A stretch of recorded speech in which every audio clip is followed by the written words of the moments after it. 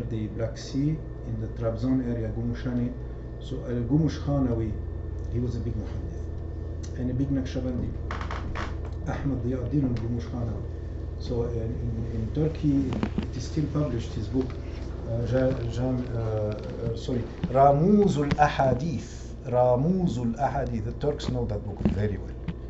So it's a beautiful encyclopedia of hadith, and it is like the equivalent of Al-Jami' al-Saghir of Imam Suyuti.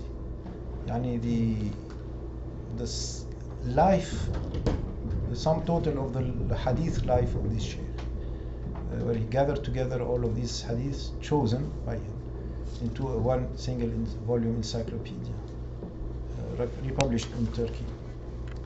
But we know him also for his Jami' Usul al-Awliya, which is an encyclopedia, an alphabetical encyclopedia of all of the terms of tasawwuf, of all turuq that he was familiar with, principally Naqshbandiyya and Shaziliyya. So, but including Qadiriyya and others, mashallah. So it is a beautiful not two volume, it's in a single volume, oversized, rather slim, and the first part is the Jami' al-Usul and the second part is the Sharh Jami' al-Usul. It goes in depth and incorporates many of the technical terms of Shaykh Muhyiddin ibn Arabi, explaining them succinctly for our benefit. It has not been translated.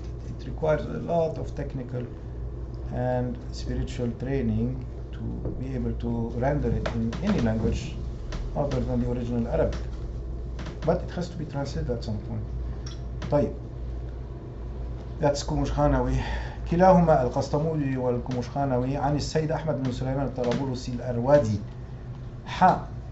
Another chain. وأخبرني, this is another reading.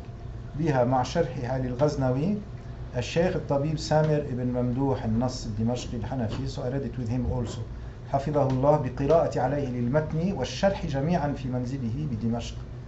عن الشيخ رياض المالح والشيخ محمد أديب الكلاس الدمشقيان رحمهما الله. كلاهما عن مفتي الشام السيد الطبيب الشيخ محمد أبي اليسر عابدين الحسيني. عن والده مفتي الديار الشامية محمد أبي الخير. This is the author of the حاشية ابن عابدين.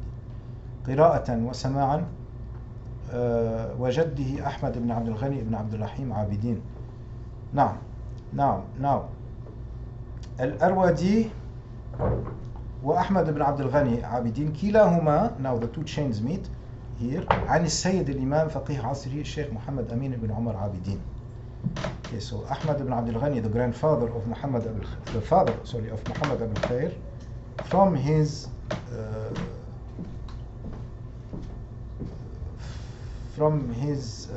uncle Sheikh Muhammad Amin ibn Umar Abidin, صاحب الحاشية. عن الشيخ أبي الفضل محمد شاكر ibn علي ibn سعد العمري العقاد الحنفي الدمشقي. عن المنلا, so Munla is the same as Mulla, Ali ibn it's a Kurdish title of علم, علي بن محمد بن سالم التركماني الحنفي أمين الفتوى بدمشق الشام. والمسند عبد الرحمن الكزبري الجد. كلاهما عن المسند الشمس أبي عبد الله محمد بن أحمد بن سعيد بن مسعود الحنفي المعروف بابن عقيلة المكي. This Ibn Aqila has famous مسلسلة. عن محدث الحجاز أبي الأسرار وأبي البقاء حسن بن علي بن يحيى العجيمي الحنفي المكي. عن محمد حسين الخافي صاحب الطريقة المحمدية في بيان الطريقة النقشبندية, another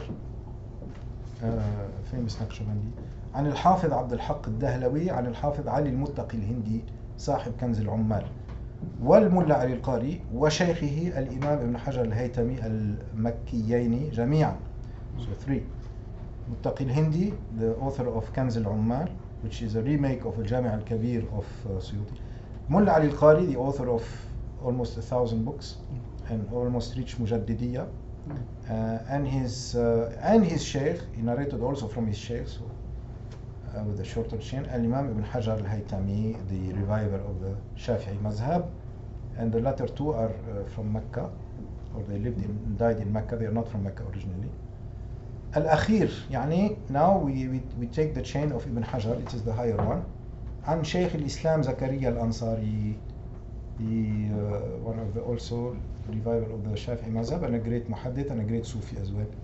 عن الإمام مسند الدنيا عز الدين أبي محمد عبد الرحيم بن علي بن الحسين بن الفرات الحنفي great مسند. عن المحدث أبي الثناء شمس الدين محمود بن خليفة بن محمد المنبجي. So منبج or منبج or منبج يعني الفصحى is منبج is in شام. ثم الدمشقي الحنفي. عن الحافظ شرف الدين عبد المؤمن بن خلف بن أبي الحسن الدمياطي الشافعي دمياط الإيجيبت. عن الحافظ أبي المظفر منصور بن سليم الهمداني الإسكندراني الشافعي المشهور بابن عمادية صاحب تحفة أهل الحديث في إيصال إجازة القديم بالحديث. عن مسند العراق الحافظ المعمر أبي الحسن محمد بن أحمد بن عمر البغدادي المعروف بابن القطيعي.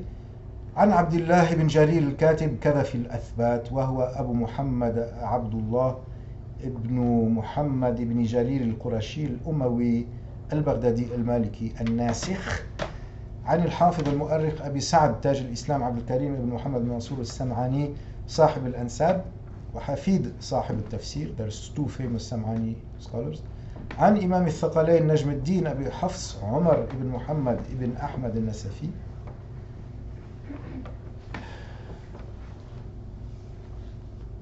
This Najmuddin al-Nasafi is not the author of the tafsir, it is his ancestor.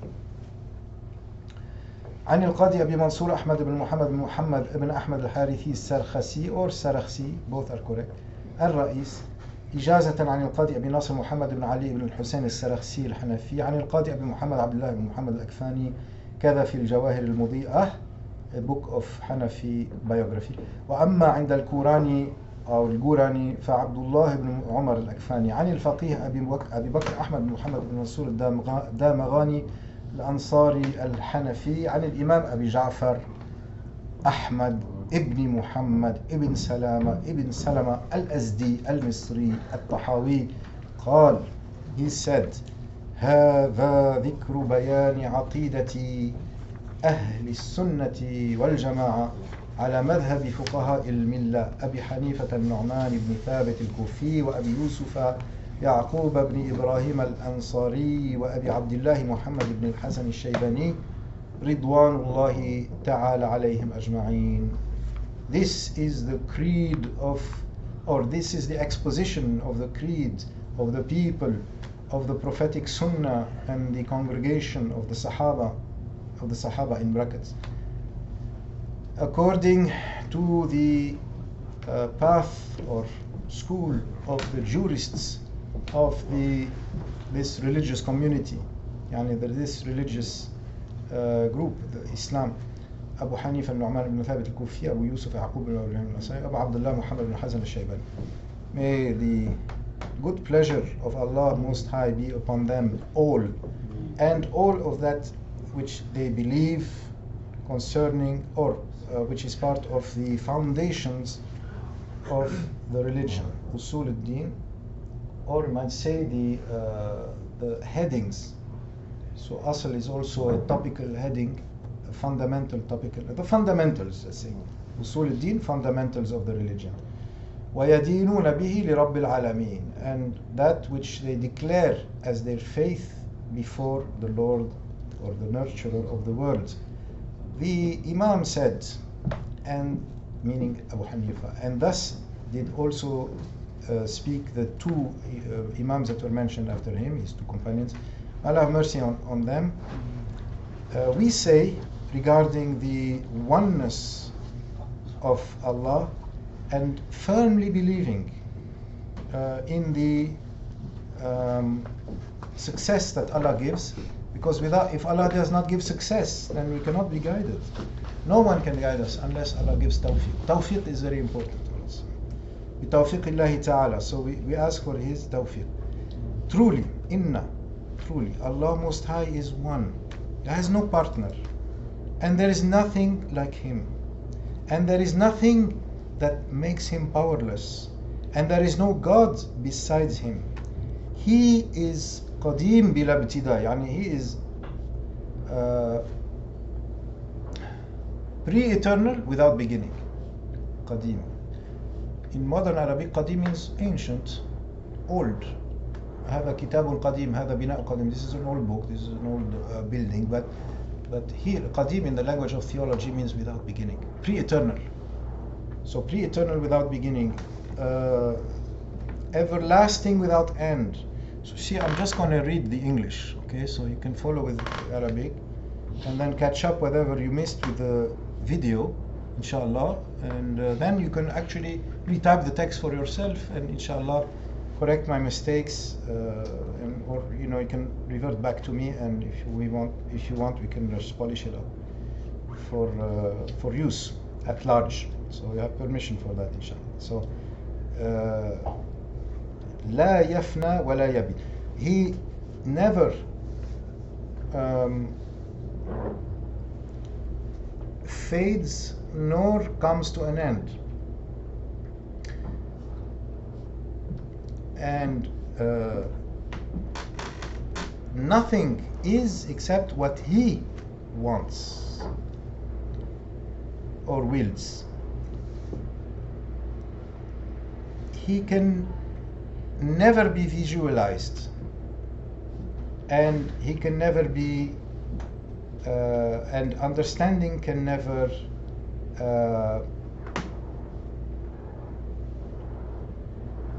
encompass him. Yes. Adraka here is in the sense of ahata bihi, so encompass would be good. And waham, I said visualize to differentiate it from khayal. That would be imagination, but it's close enough. So it can never be imagined. But Kitab al-Tawahum, we can imagine, we can visualize the day of resurrection. Kitab al-Tawahum, remember the book by Imam al-Muhasibi. He has a book called Kitab al-Tawahum, all about Yawm al-Qiyamah, what's going to happen on the day of resurrection. So that's visualizing through your imagination with what Allah taught us about it. So there is a difference between khayal and wahm. Right. And creatures never resemble him. He is living, he never dies. He is self-sustaining, he never sleeps. These are the attributes of God subhanahu wa ta'ala, Allah subhanahu wa ta'ala. He is all creating without needs. You see, you might invent something, you might make up something because you need to do it, or because something is telling you, or because, but Allah is creating creatures without need of them. Right? So there is no resemblance. And He is sustaining them without a storehouse, because the storehouse might come to an end. But it's out of His generosity without need of a stock that He has, or a reserve, or funds, or a capital. No. He gives. Mumitun, He gives death without fear. Allah subhanahu wa ta'ala gives life and gives death. Ba'ithun bila mashaqqa, He resurrects without effort. He has always been with His attributes pre-eternally before creating anything. Right? And this is important because that means He is the creator even when there is no creation. This is an important point. Think. He's Razzaq even when there is nothing to give rizq to. He's still Razzaq. And Razzaq without beginning. Not when He gives rizq, He becomes now Razzaq. This is an important point. That's why He says, قَدِيمًا قَبْلَ خَلْقِهِ, يعني pre-eternally, before creating His creation. And their coming into being does not make Him increase in anything that He was not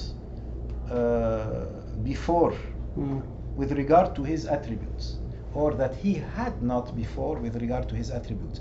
Meaning all of the attributes that are connected to things that come up in time, such as rizq, creation, giving, causing life, causing death, meaning causing life, death of creatures, giving to creatures, sustaining creatures, feeding creatures, enriching or impoverishing creatures.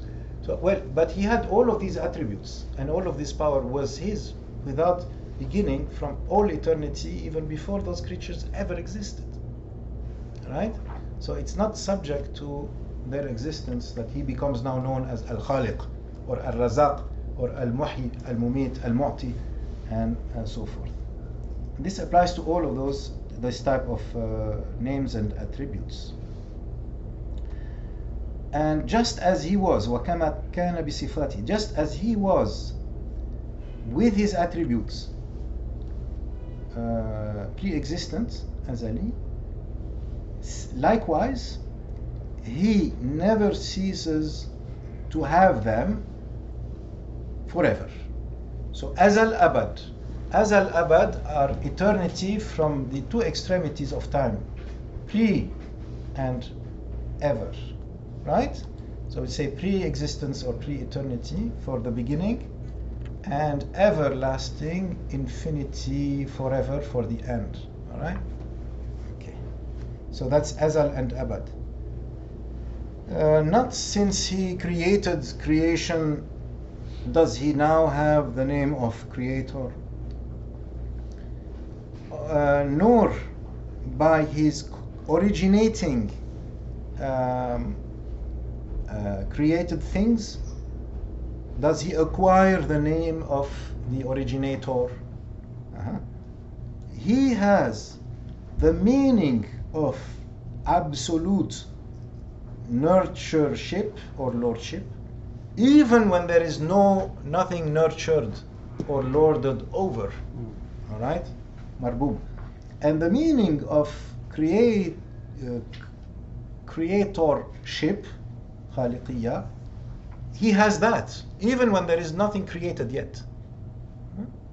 So he's al-khaliq, al-khallaq, even long before and outside of time, when there is nothing in creation yet. And just as he is the enlivener, or the one who gives life to the dead after he has given them life, so after he gives the dead life, he is the one who is described as the reviver of the dead, muhyi al-mawta. But just as that is true, he deserves that name before giving them life also. Likewise, he deserves the name of Creator before he even brings them into life, ansha'ahum. Okay, or existentiates them, if that exists in English. And that is because he is in control of all things. That's one translation for ala kulli shay'in qadir. Or he is almighty over all things. He is all powerful over all things. All of these fail to give the adequate absolute meaning of ala kulli shay'in qadir. And he is in absolute, total, utter, exhaustive control of all things from every perspective. And everything is in absolute need of him, or is absolutely dependent on him. And every matter for him is easy. He does not need anything. There is nothing like unto him, and he is the all-hearing, the all-seeing. Always the sifat of hearing comes before the sifat of seeing. It is more powerful. And they also maybe also both stand in aqidah, in theology, for knowledge, divine knowledge as well. Okay, but this is just one point of Quranic tafsir, that the Sama comes first. So Sami' al-Basir, always in that order. And then laysa kamithlihi laysa, instead of mithlihi, he said kamithlihi, so nothing like unto him. Although it would be enough to say nothing like him, but we have to reflect that addition in Arabic. Therefore, we do like unto him, which is a good way to keep the Arabic structure.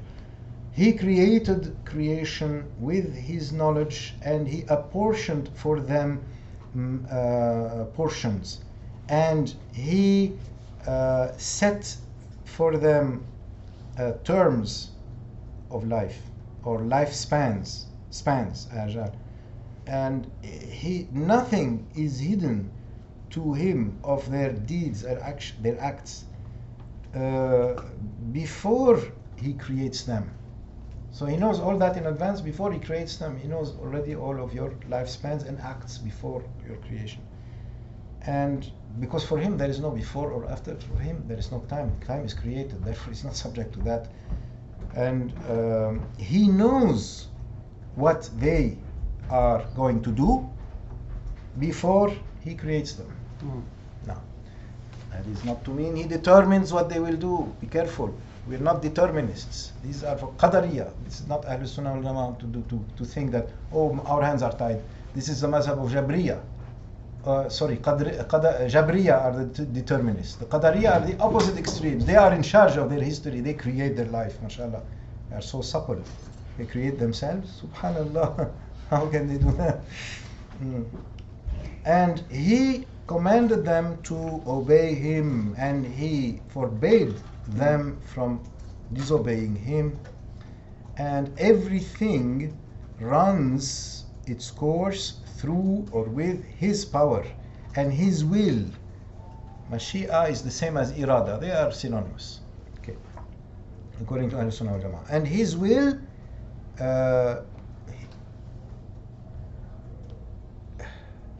goes. Can we say that? His will goes. No other will goes. His will is what happens. So tanfudh, nafadha is to pierce through. And there is no will for servants or slaves except what he wills for them. So whatever he wills for them is, and whatever he does not will, is not. This is a hadith. ما شاء الله كان وما لم يشاء لم يكن. If you dwell on that hadith, you will have peace of mind, inshallah. Zahiran and batinan, you live and die happy, inshallah. You'll accept qadar and qadar. But that's not quietism. That's not passivity. That's not fatalism. We have to do the maths. It may take us our whole lifetime to deal with that. But in Islam, there is the key to deal with that is there. There is a prophetic guidance in Islam. Christianity, they were boggled by that, and they stood at their limits, and they were not able to solve it. And out of that also came what they called the problem of evil in the world, and the problem of free will, and these Aristotelian / Augustinian problems. Augustine of Hippo, the African bishop, one of the founders, 4 founders of the Western Church, with Ambrose of Milan, Augustine of Hippo, Jerome, I think, was the 3rd one, the translator of the Bible into the Vulgate, and the 4th one was Thomas Aquinas, centuries later, in the 13th century, with his theological encyclopedia, the Summa Theologica. So, where they could not reconcile, so they had to go into fatalism or into what we call the Qadariyya. So you see, the Qadariyya are like the Christians in some respects, and in other respects it is the Jabriyya who are like the Christians, or vice versa. You can say the Christians are like that. So we can actually understand how they act, if we know those sects. We say there's nothing new to us, and we can explain also their shortcomings in theology because of that. And therefore, from that viewpoint, we know who of us in our society, with our mentality, Western mentality, and poor, weak iman, let's say, or poor training in tasawwuf and in aqidah, fall into those mistakes of creed and belief and misbehavior with Allah subhanahu wa ta'ala, cursing the heavens if something bad happens to us, either literally verbatim, that is blatant open kufr, or in a hidden kufr that we don't even realize, that they don't even realize, when they say, if only we had gone to that doctor, he would have lived, or do or don't, whatever. I'm adopting a passive attitude because it's all fatalism, and it's all this. It has no.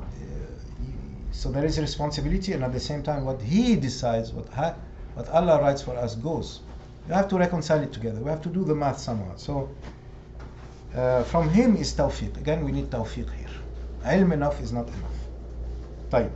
We continue. يهدي من يشاء. So hidayah is from Allah. And this is the hidayah of tawfiq that we mean. See? So Allah said in Holy Quran, إِنَّكَ لَا تَهْدِي مَن تُحِبُّ إِنَّ اللَّهَ يَهْدِي مَن يَشَاء. So you do not guide those whom you love, Allah guides those whom He wishes. This is the guidance of what? This is the guidance of tawfiq and ilham, inspiration. So giving success and inspiring the heart that follow the path of the Muslims, follow the path of Muhammad sallallahu alaihi wasallam, you will be fulfilled. That ilham Allah gives.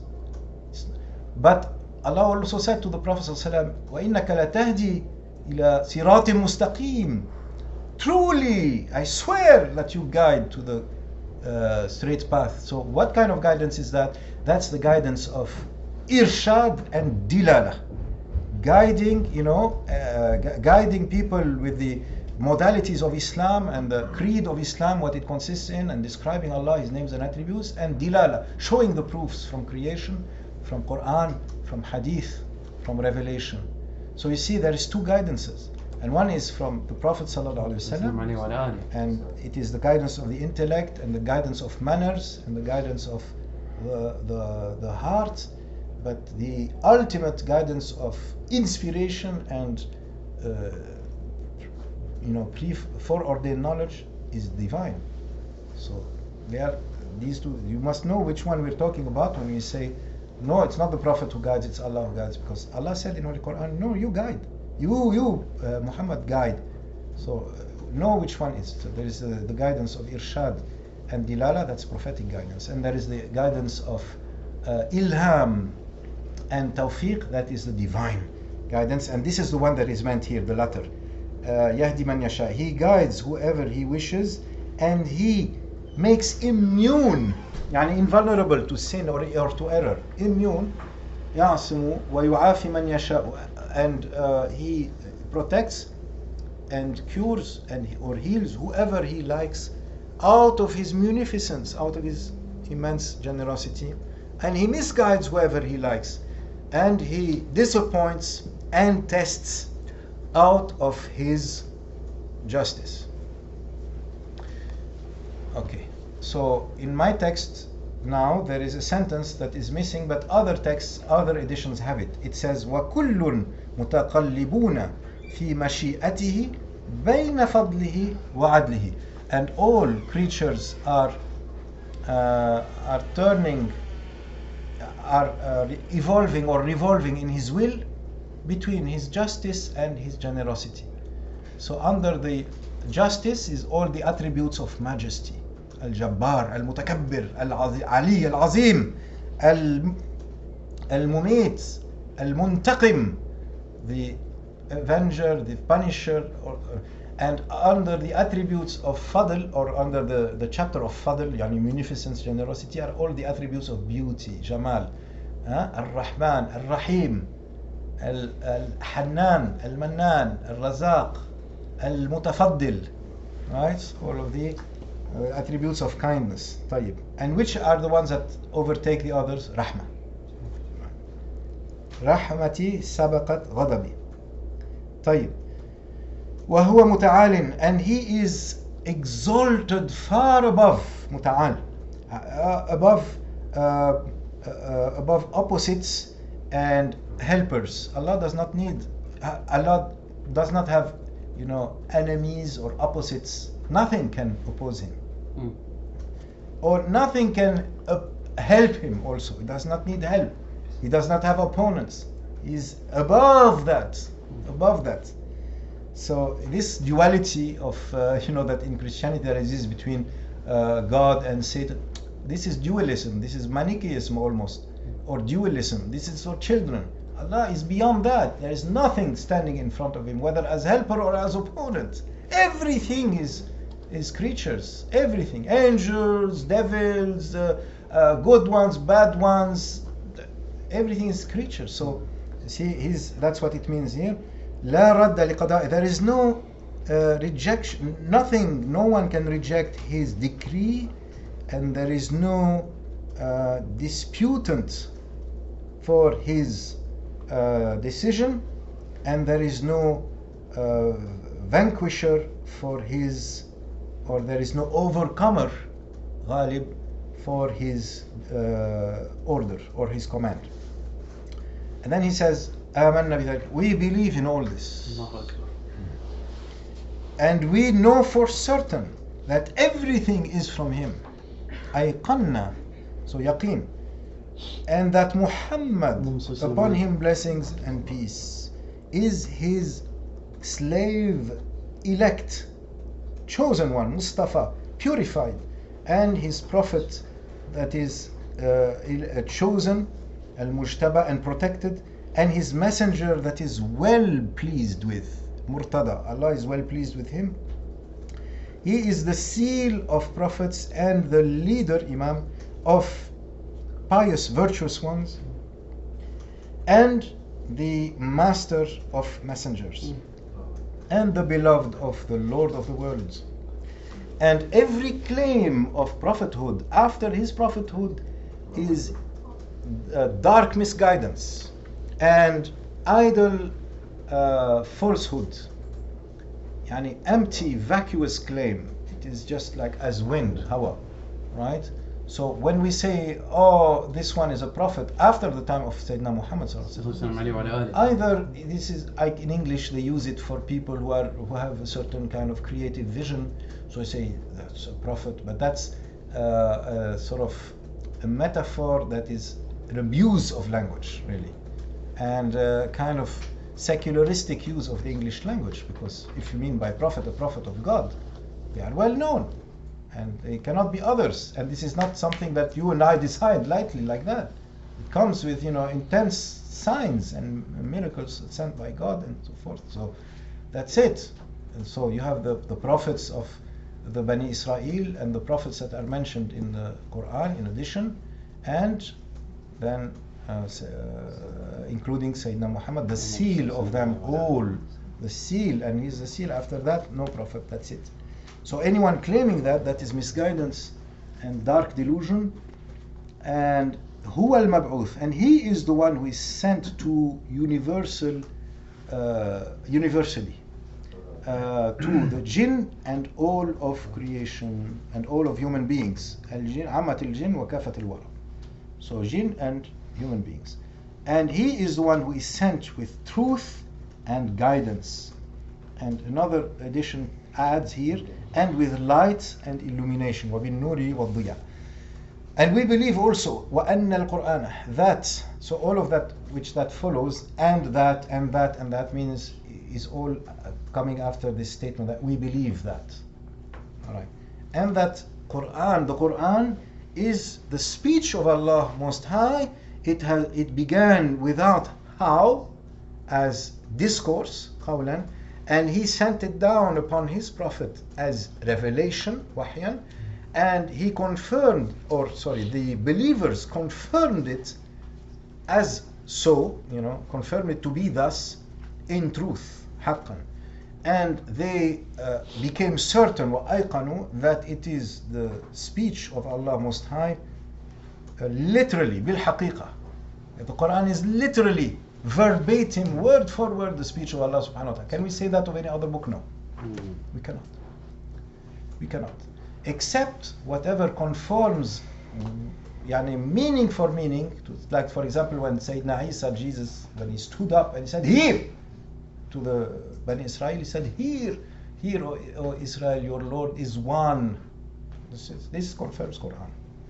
So we could say, yes, this is divine speech. You can say that this is part of the original message and revelation to Sayyidina Isa alayhi salam, when he says, "Your Lord is one." Or he mentions also that you will worship and adore your Lord with all your heart, with all your mind, with all your soul. Okay. So we believe that, and we are absolutely certain that it is the divine speech, the speech of Allah Most High, literally, that it is not created, laysa bimakhluq, contrary to whom? Contrary to the Mu'tazila and the Shia. It is not created such as the speech of human beings. So whoever hears it and then claims that it is the speech of human beings, such a person has committed unbelief, kafar. And such a person Allah has blamed and has put to shame and has threatened with his punishment when he said, أعوذ بالله من الشيطان الرجيم سأصليه السقر, I shall burn them in hellfire. فلما أوعد الله سَقَرَ. When Allah threatened with saqar, with hellfire, to whoever said, إِنْ هَذَا إِلَّا قَوْلُ الْبَشَرِ, such is only the speech of human beings, meaning tales, to call the divine discourse and divine revelation as fiction, right? So Allah threatens them, those who say that they will be burning in hell. We understand at that time and know for sure that it is one nuskha that says وَأَيْقَنَّا عَلِمْنَا وَأَيْقَنَّا, that it is the speech of the creator of human beings. It is not the speech of human beings, it is the speech of their creator. And it does not resemble human speech. There's nothing like the style of the Quran, and even they tried to imitate it, they couldn't. Although it is deceptively simple, and yet it is impossible to imitate. And that is the great proof of the Quran among so many other proofs of style alone, regardless of content yet. We have not yet mentioned the miraculous nature of the content, the knowledge that is contained therein, just the style. Okay, and this is something that's why the Arabs have no excuse. Non-Arab speakers, they are lucky. They will not be judged by the same standard as Arabs who know the language on which the Quran is based, the Arabic language. So the Quran being the purest form of that language. So those who speak that language since birth and grew up with it, they have much less of an excuse than those who were born in, wherever parts of the whole world, do not speak Arabic as their first language. طيب. وَمَنْ وَصَفَ اللَّهَ, and whoever describes Allah Most High with any meaning of the attributes of human beings has committed unbelief. And whoever contemplates that must take it to heart as a lesson, يعتبر.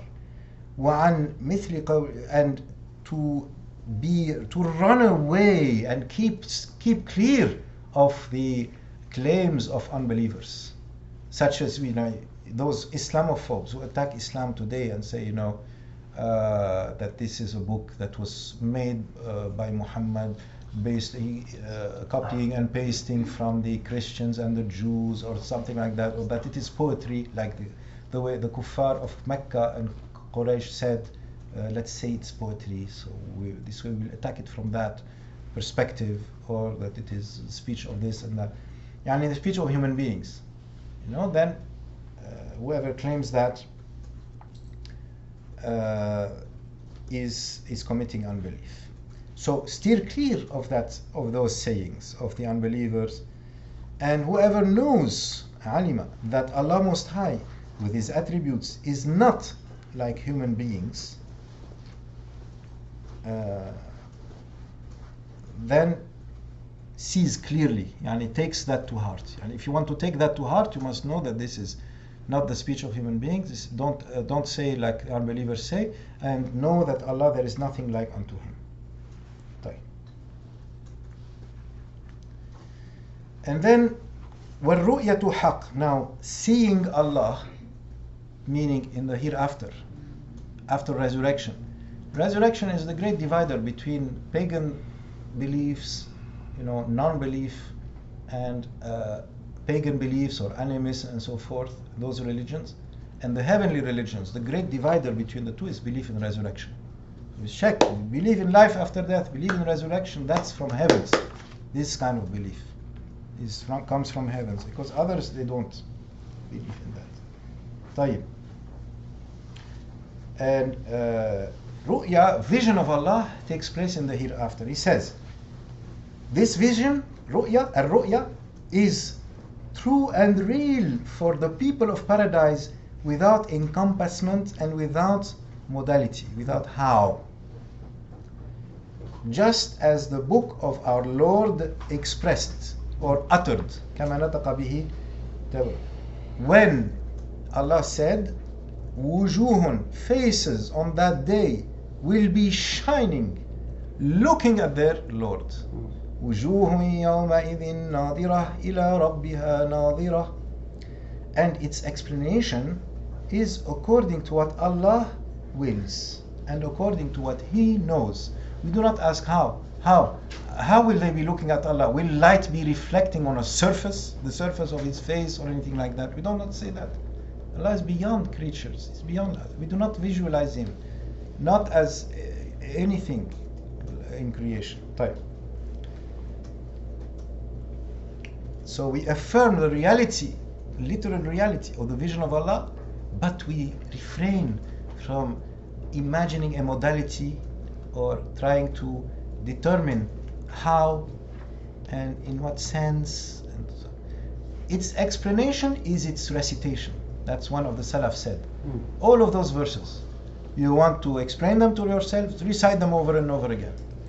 In other words, implant it firmly, the reality of the divine description of those verses as Allah said, without trying to dig under the expression that Allah used, because you will not be able to reach a meaning that is correct. So you say, whatever Allah wills, whatever Allah knows, I accept and I believe. And everything that comes to that effect in the hadith, the sound hadith of the Prophet ﷺ, and from his companions, may Allah be well pleased with all of them, all of that is exactly as he said, as the Prophet ﷺ said. So, and its meaning and its explanation is according to what he wants and according to what he said or wills. We do not probe that. We do not enter into that with figurative interpretation through our opinions, يعني متأولين, through ta'wil, right? Like those who say, for example, that the food of paradise is all in spiritual, it's not really food. So then they cancel the meaning of food. The pleasures of paradise, they cancel it. That's what the Christian paradise has to be so proper and cannot be sensory, because they attribute sensoriness to a dirty word, a dirty meaning. Cannot be like that. So they want to exalt everything until they disembody it of meaning, until it becomes something that is so ethereal and so devoid of any reality. Then that's what ta'wil means, to figuratively interpret away, right? Over interpretation, in the sense that you make everything figurative and metaphorical and then devoid of meaning in the end. That's why there is one saying that metaphor is a form of lie. Metaphor means you give the lie to something. Whereas if you affirm something literally true, that's it. Now, does that mean, people will want to say, you mean it in a physical sense? You mean it in a bodily sense? You mean it in a carnal, corporeal sense? Is that Allah is like, no. So,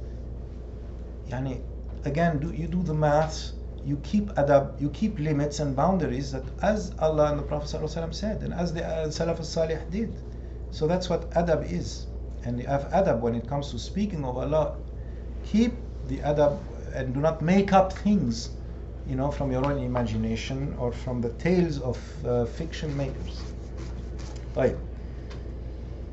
So that's what he means when he says we don't enter into that with our own over interpretations, متأولين بآرائنا, with our opinions, ولا متوهمين بأهوائنا, and without imagining or visualizing with what we like. أهوائنا. أنا أهوى, I like it this way. لولا الهوى, were it not for love. So hawa is to love something. So I love to imagine that Allah is like, no. Say that whatever Allah said of himself. Say whatever prophets, however prophets describe Allah as. But not, why? Because they come with a description that is allowed. That the angel revealed to them that your Lord is all merciful. So we call him all merciful. Right? So we do not say of Allah what he did not say of himself. That's, even if we would like to call him that way. Right?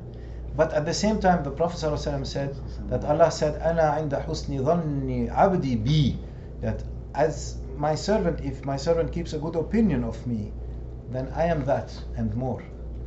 So you see, So whatever Allah inspires the servant in their heart to imagine of goodness, the goodness of Allah, that, oh Allah, you are so generous, you are so kind, you are so merciful, forgive me, I cleave my head and my face to the dust, I will not raise it until you forgive me, and Allah will forgive me, inshallah, Allah forgive me. Then he raises his face, he must believe that Allah has forgiven him, however not lightly, and Allah examines the sincerity, and no one else can check that. It's a secret between the servant and their Lord, the sincerity in the heart. So husn zan abdi bi, and that is the limits of conceiving how Allah is, or how Allah will treat us. So similarly, it is forbidden to think Allah will never forgive me even if I repent. No, don't worship your sin. Don't think your sin is so big that Allah is intimidated by it and will not forgive you. No, Allah is beyond that, and a million like you also. So Allah can forgive you, and a million like us also. But do not take it lightly either. Not take the sin lightly. Always the middle way in Islam, Ahl Sunnah wal Jama'ah, they are people of middle way. Always between extremes, as we said, the Mu'tazila, the Qadariyya, the Jabriyya, and other sects. طيب. And then he said, فَإِنَّ مَا سَلِمَ فِي دِينِهِ, no one is safe in their religious belief, in their creed, in their religion, except whoever surrenders to Allah and His Messenger. Sallama, to surrender. وَرَدَّ عِلْمَ مَا اشْتَبَهَ عَلَيْهِ إِلَى عَالِمِهِ, and resigns the knowledge of what they do not understand, what is unclear to them, to the one who knows, the one who knows. Say Allah and His Prophet know best. And that's what Imam Abu Hanifa said in the Fiqh al-Akbar, also the equivalent of this text, authored by Imam Abu Hanifa, saying that if you don't know and there is no alim to ask, there is no one knowledgeable to ask in your area, say in your heart, or say to yourself, oh Ya Rabbi, I believe whatever is right to believe. Allah. That's what I believe. I believe what you accept as true belief. Right. And there is no firm foothold in Islam except on top of taslim and istislam. So he plays on the word of Islam, taslim and istislam, surrender and resignation of the meaning, or yani surrendering without dispute. Taslim, I concede. So to concede and to surrender completely. And also in tasawwuf, yani one of the requirements in tariqah is taslimiyya, you surrender. And that is one of the definitions of tasawwuf in Risala Qushayriya. Yani tarkul i'tirad, to once and for all quit and divorce objecting to Allah subhanahu wa ta'ala in his divine decree. And this is for the knowers of Allah, not for people who are just doing it out of intellectual laziness, that that's what Allah wants, that's what Allah, injustice, that's what Allah wills. And in their heart they're dilly-dallying. They must saying that with completely broken heart, that Allah, we are in awe of your divine decree, we do not interfere. We do not understand, but we do not interfere. So that doesn't mean that we approve, or we do not approve of kufr. However, if kufr exists in the world, it would not exist without Allah's will and permission. وإن شئنا لأتينا كل نفس هداها ولكن حق القول مني لأملأن جهنم من الجنة والناس أجمعين. So it is as Allah wills. And all of the prophets surrendered like that. And this is the way of prophets and their followers among the awliya and the rest of the believers. Islam, taslim, istislam, and taslimiyya also we might add from the tasawwuf side. فَمَنْ رَامَ عِلْمًا, so whoever now aims to know what he may not or cannot know, مَا حُضِرَ عَلَيْهِ عِلْمُهُ, and is not satisfied to surrender in their understanding, yani he's not satisfied to say I don't understand, I want to understand what is the wisdom behind this. and I will not quit. Otherwise, I will not believe. And as if taking a precondition of surrender to understand. When Abu Bakr as-Siddiq, the best of creation after prophets, said al-idraku tarkul idrak. To understand is to quit trying to understand. Right. So this here idrak is فهم. لم يقنع بالتسليم فهمه حجبه مرامه عن خالص التوحيد. This objective that he set for himself will veil him from pure unadulterated monotheism and pure knowledge, spiritual knowledge, ma'rifah, and true sound belief. And so they will vacillate between unbelief and belief, between denial or belying and affirmation, and so between belying, affirmation, and denial. He will be prone or victim to whispering, موسوسا, not موسوسا, موسوسا, the direct object of the whispering of shaitan. تائها, roaming, wandering, lost, like the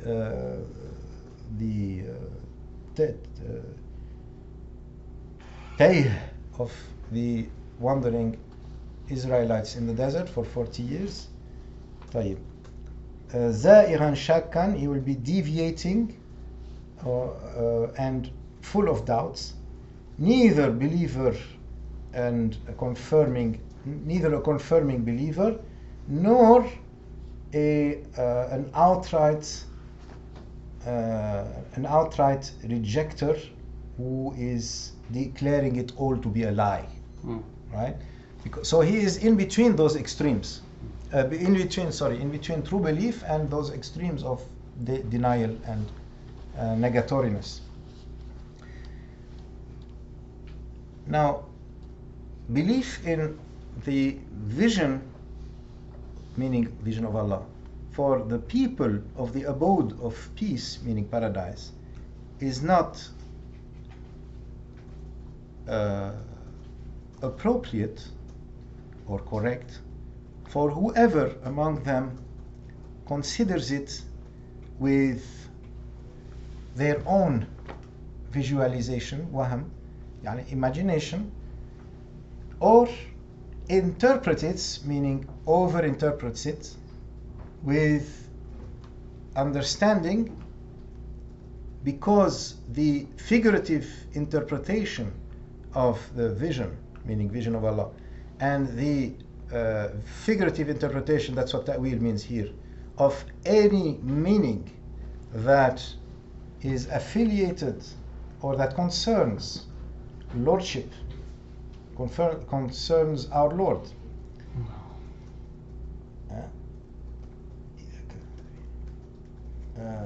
is to leave interpretation and rather to cling to surrender, and that is the religion of messengers and the divine laws of the prophets. So it is again not through this is a reply to the philosophers, right? It is not through the theoretical models of your mind of how prophecy occurs. And they even went so far as to say that people can become prophets, or that it is an acquired level, which is not the creed of Ahlus Sunnati wal Jama'ah, although there are some Muslim philosophers who trod in those dangerous waters, and we reject that. Because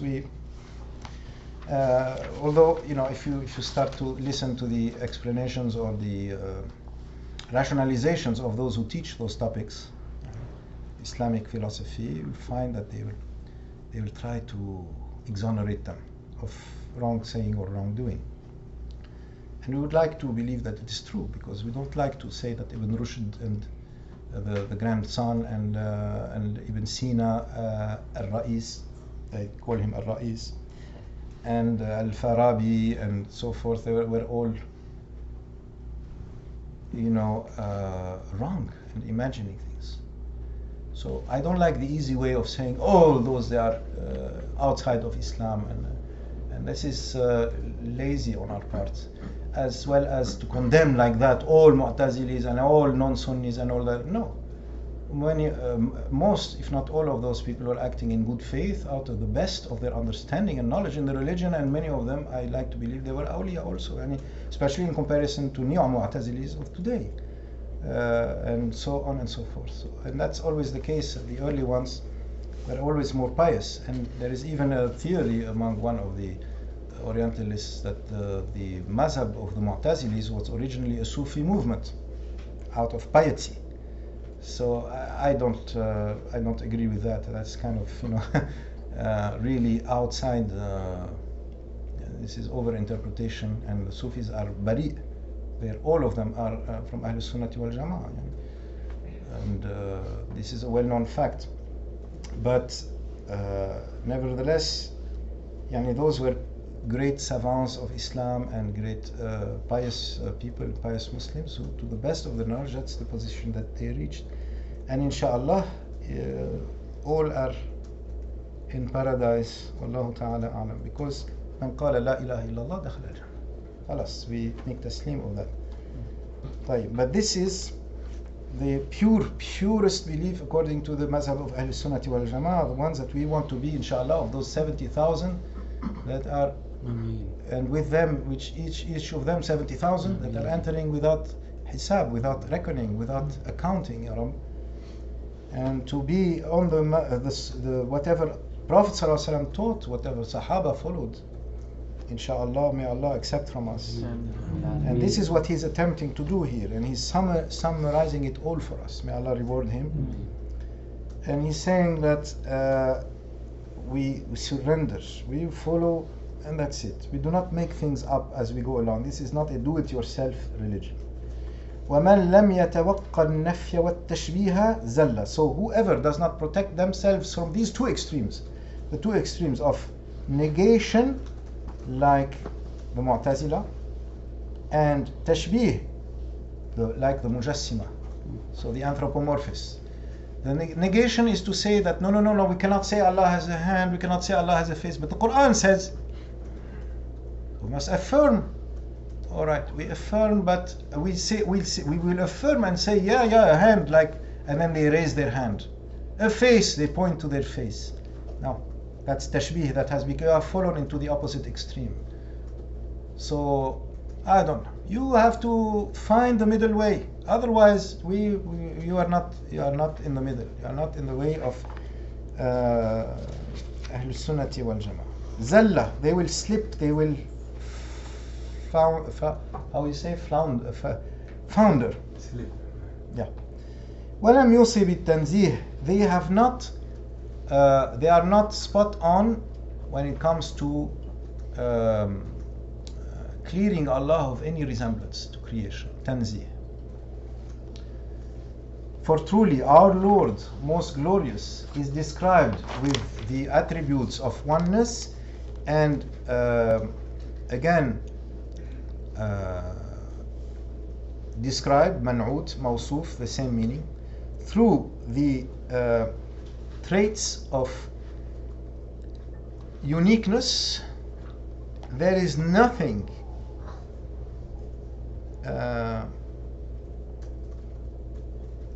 in that meaning, there is nothing or no one in that meaning in creation. May Allah, or Allah is exalted above and beyond any limits, hudud, and any ends, ghayat, and any limbs and any organs. The 6 directions do not encompass him or contain him the way that they contain all things in creation. This is a very important concept, and here is where Wahhabis, for example, they will try to play with that. They will mention it in their footnotes in this text. And one of them, Albani, said, I wish he had not said that. that is wrong on the part of the Imam al-Tahawiyya. Look at their boldness, audacity, to say that. So they are saying that he has limits, directional limits, no less. They have limits, that's for sure. Directional limits, but Allah subhanahu wa ta'ala is beyond. That's what ta'ala means. And muta'alin, Quddus, Subuh, Aziz, Hamid, Subhan, all of this is like he's in no need. Ghani anil alameen. He's in no need of any of this. He's beyond all that. He created us, but he's not created. He's nothing like us. So this is a big grave heresy of modern times, of those who claim and pretend to be defending pure belief, but they are the biggest and worst, as our teacher Shaykh Saeed Ramadan al-Bouti said, أخطر بدعة في الإسلام, the most grave of all innovations in Islam, that mazhab, right? And although they resemble the Zahiris of old in many of their positions, but another one of our teachers, Dr. Nuruddin Aider, said that the Zahiris of old are awliya in comparison to the new Zahiris of this time. Zahiris meaning those externalists who take external meanings and superficial positions, and because they had piety, the Zahiris of old, they had piety, they were big ulama al-awliya. طيب. And Mi'raj, the ascension is true and real, haq. When we say haq, al-mawtu haq, that death is true and real, and the al-qabru, azab al-qabr wa na'imuhu haq, and the sirat is haq. So here he says the Mi'raj is haq. May Allah sallallahu alayhi wa sallam, on the Prophet sallallahu alayhi wa sallam, this night is the night of Isra Mi'raj.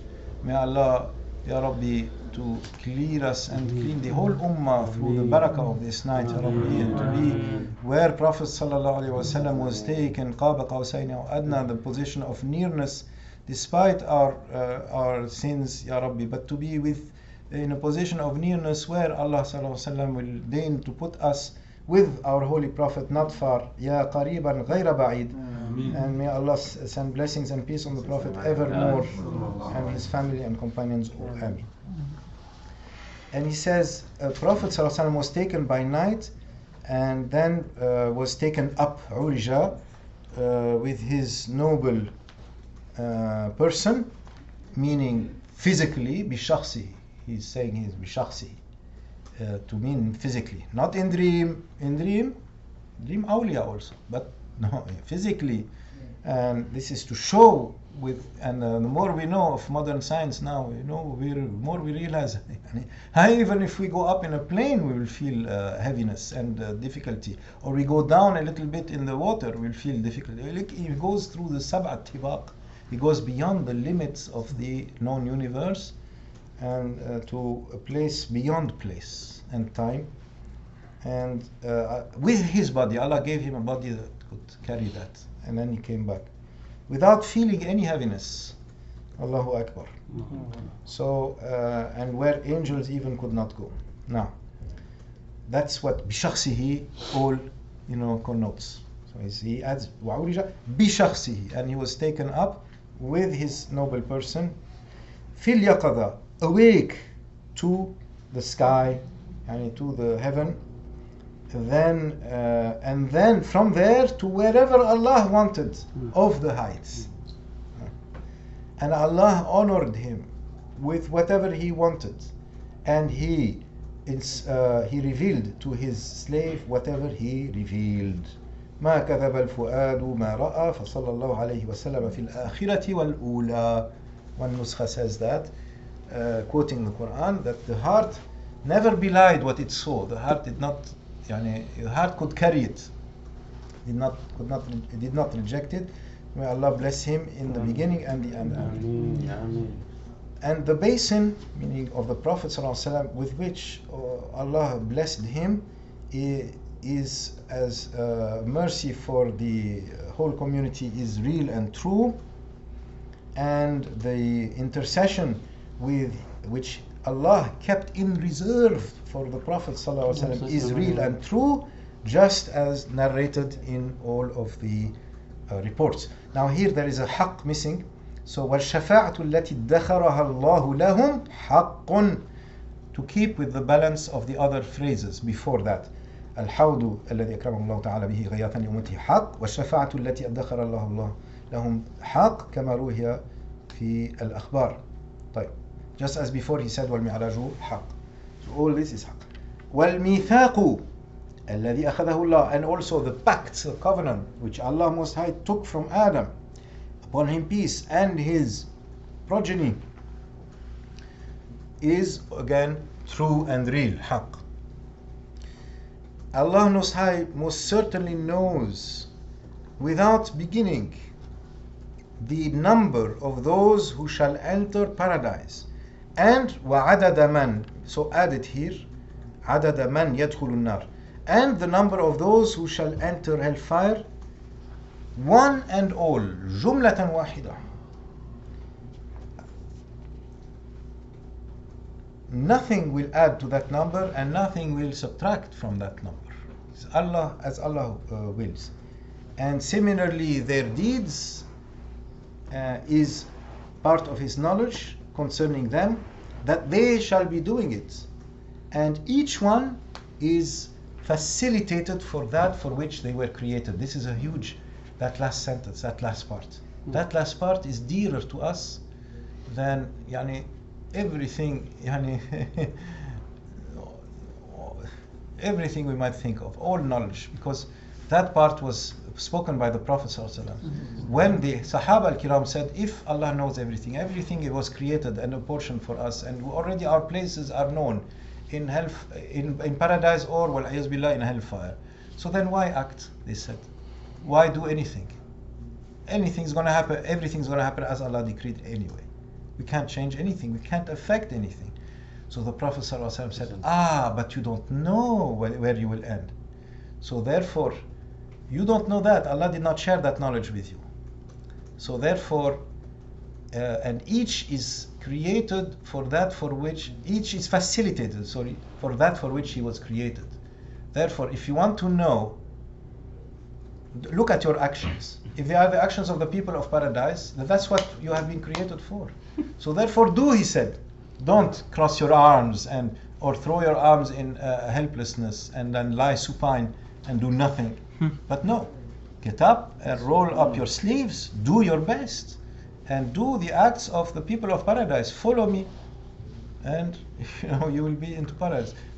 And the Prophet ﷺ gave many guarantees after that. He said, as you live, so you'll die, and so you'll be resurrected, and so on and so forth. And to many in his time, he said, they are the people of paradise. Always encouraging, and always saying, my ummah will be most of the people of paradise. And then 70,000 squared, and 70,000 cubed in some narrations. 70,000 cubes, Allahu Akbar. 70,000 cubes is several billion people. So if you consider how many people have been in existence since the time of prehistory and so on and so forth, with that ratio that keeps growing now, this is a huge part. So this is a huge blessing for us. This is just dunya knowledge, dunya application of the good signs that Prophet ﷺ gave us. So therefore, he's saying, كُلٌّ مُيَسَّرٌ لِمَا خُلِقَ لَهُ. Everyone is facilitated towards that for which they were created. Therefore, we thank Allah subhanahu wa ta'ala that He guided us. Were it not for Allah, we'd never be guided. Allah, ثبتنا على الإيمان, ثبتنا على الحق, ثبتنا على الاستقامة, ثبتنا على الإطاعة, وتوفنا مسلمين وألحقنا بالصالحين. And actions are according to their conclusions. الأعمال بالخواتم, more correctly بالخواتيم. That's how the Prophet ﷺ said it. Wallahu a'lam. وَالْأَعْمَالُ بِالْخَوَاتِيمِ. Actions are judged or count according to their conclusions. We know that actions count only according to their intentions. Another hadith mentions exactly this, according to their conclusions. Yeah, that's why Imam al-Ash'ari radiallahu anhu, he would say, we say we are Muslims. We say we are Muslims, but when it comes to saying we are mu'min, we say insha'Allah, because it means the way we die is iman. That's how he viewed it. That's why he added inshallah out of respect. It's not a tashkik fil Islam, no. Whereas for Maturidis, and Imam Tahawiyya was one of them, Islam and Iman are one and the same. Therefore, it is impermissible to add inshallah after saying I am mu'min, because it is the same for him and for Hanafis as saying I am Muslim. So, God forbid to add inshallah. It's like saying maybe I'm not. So that would be kufr. So for them, ana Muslim, ana mu'min, it's one and the same thing. But for Ash'aris and the majority of the Ummah, Iman is a higher level. And so we say, ana Muslim, haqq. Ana mu'min, inshallah, with regard to khawatim. And this is where it counts. This is where it counts. There is another hadith, very heavy hadith, that a person can do the deeds of the people of paradise all their lives, but in the end, they do the deeds of the people of hellfire, and then that's their destiny. And so al-amal, and then, or vice versa, they do the deeds of the people of hellfire all their lives. You will find them always in, for example, off-track betting, for example, and drinking away their earnings or whatever. But then they make tawbah at the end of their life, the last year or month or week of their life. It happened. Maulana Shaykh Hisham mentioned the story of that man who kept coming to zikr for a few weeks, and then he took shahada. And then after that he stopped coming, and Maulana Shaykh Hisham asked, where is that one? He said he passed away. Subhanallah. Now, so al-amalu bil khawatim, and the blissful one or blessed one.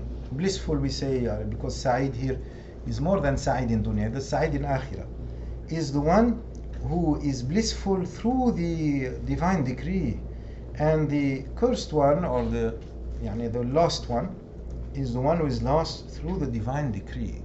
Oh Allah, have mercy on us. Wa aslul qadar, and the foundation of qadar, the divine apportionment. Qaddara taqdira, yani to measure out something in full measure, to give it its due measure. Qadar, the divine apportionment of destiny, or the divine decree would be qada.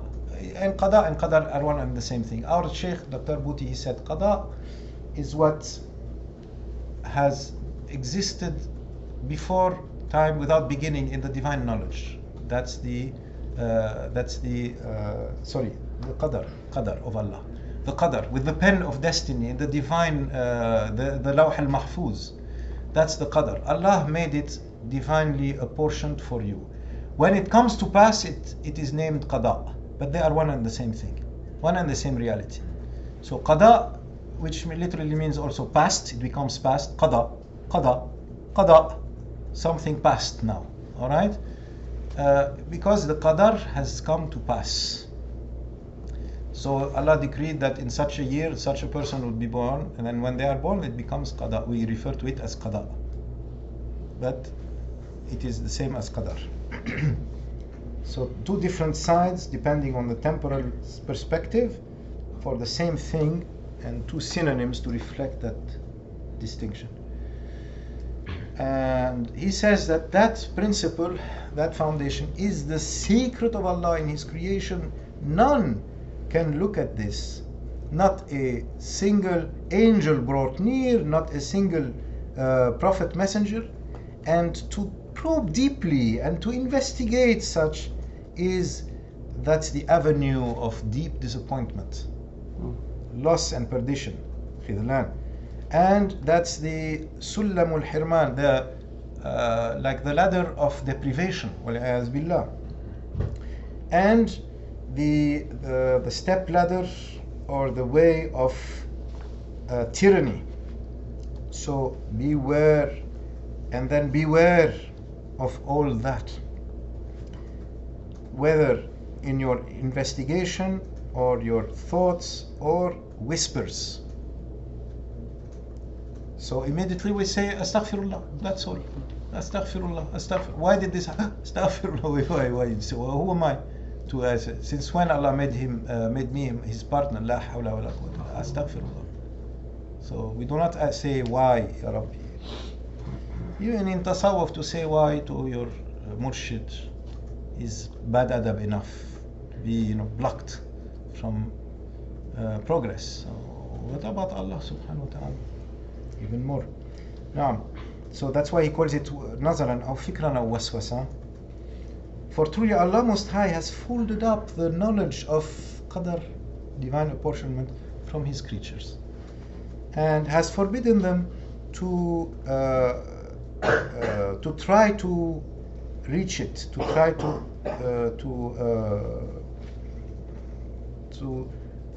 attain it. Just as he said in his book, he is not asked about what he does, but they are asked. لا يسأل عما يفعل وهم يسألون. So whoever asks, why did he do that, has rejected the law or the decision or the decree of the book of Allah, and has rejected this verse. It's as if saying, no, they ask, I ask. No, and whoever rejects the law of the book of Allah Most High, he becomes one of the unbelievers. Now, this is the sum of what the one who has an enlightened heart needs among the friends of Allah Most High, meaning the believers. Here, the friends of Allah in the general sense, the wilaya am. And that is the level of those who are firmly rooted in knowledge. وَالرَّاسِخُونَ فِي الْعِلْمِ يَقُولُونَ آمَنَّا بِهِ, in Surah Al-Imran in the beginning. Because knowledge is two types. Knowledge that exists in creation among creatures, that is attainable by creatures, and knowledge that is unavailable to creation, mafqud. So to deny the knowledge that is present in is unbelief, and to claim to have the knowledge that is unavailable is unbelief also. And it is not correct to have the iman is not correct except by accepting the knowledge that is present and by leaving the pursuit of the knowledge that is unavailable. So, in other words, to know our limits. And we believe in the tablet and in the pen and in all that is in there written, ruqin. And even if all creatures were together over one thing which Allah Most High has made incumbent or has written that it would happen, in order to try to make it not to happen, they would never be able to. The pen is dry with what is going to happen until the day of resurrection. In other words, everything has been written. The ending of the story is already known, is already written. And whatever did not reach the servant was never going to reach that servant. So let's not weep over spilled milk. That's what it means here. And it was not going to reach you. And whatever reached them was never going to miss them. So your risk is your risk, it's yours. And it is obligatory for the servant to know that Allah Most High, His knowledge of everything that will happen to His creatures is with Him from the beginning. There is no new knowledge for Allah subhanahu wa ta'ala. There's no such thing. It is very important. And Allah Most High has apportioned that with His will, with a perfect, complete and final apportionment. This apportionment is not evolving. There's no such thing for Allah subhanahu wa ta'ala. There is no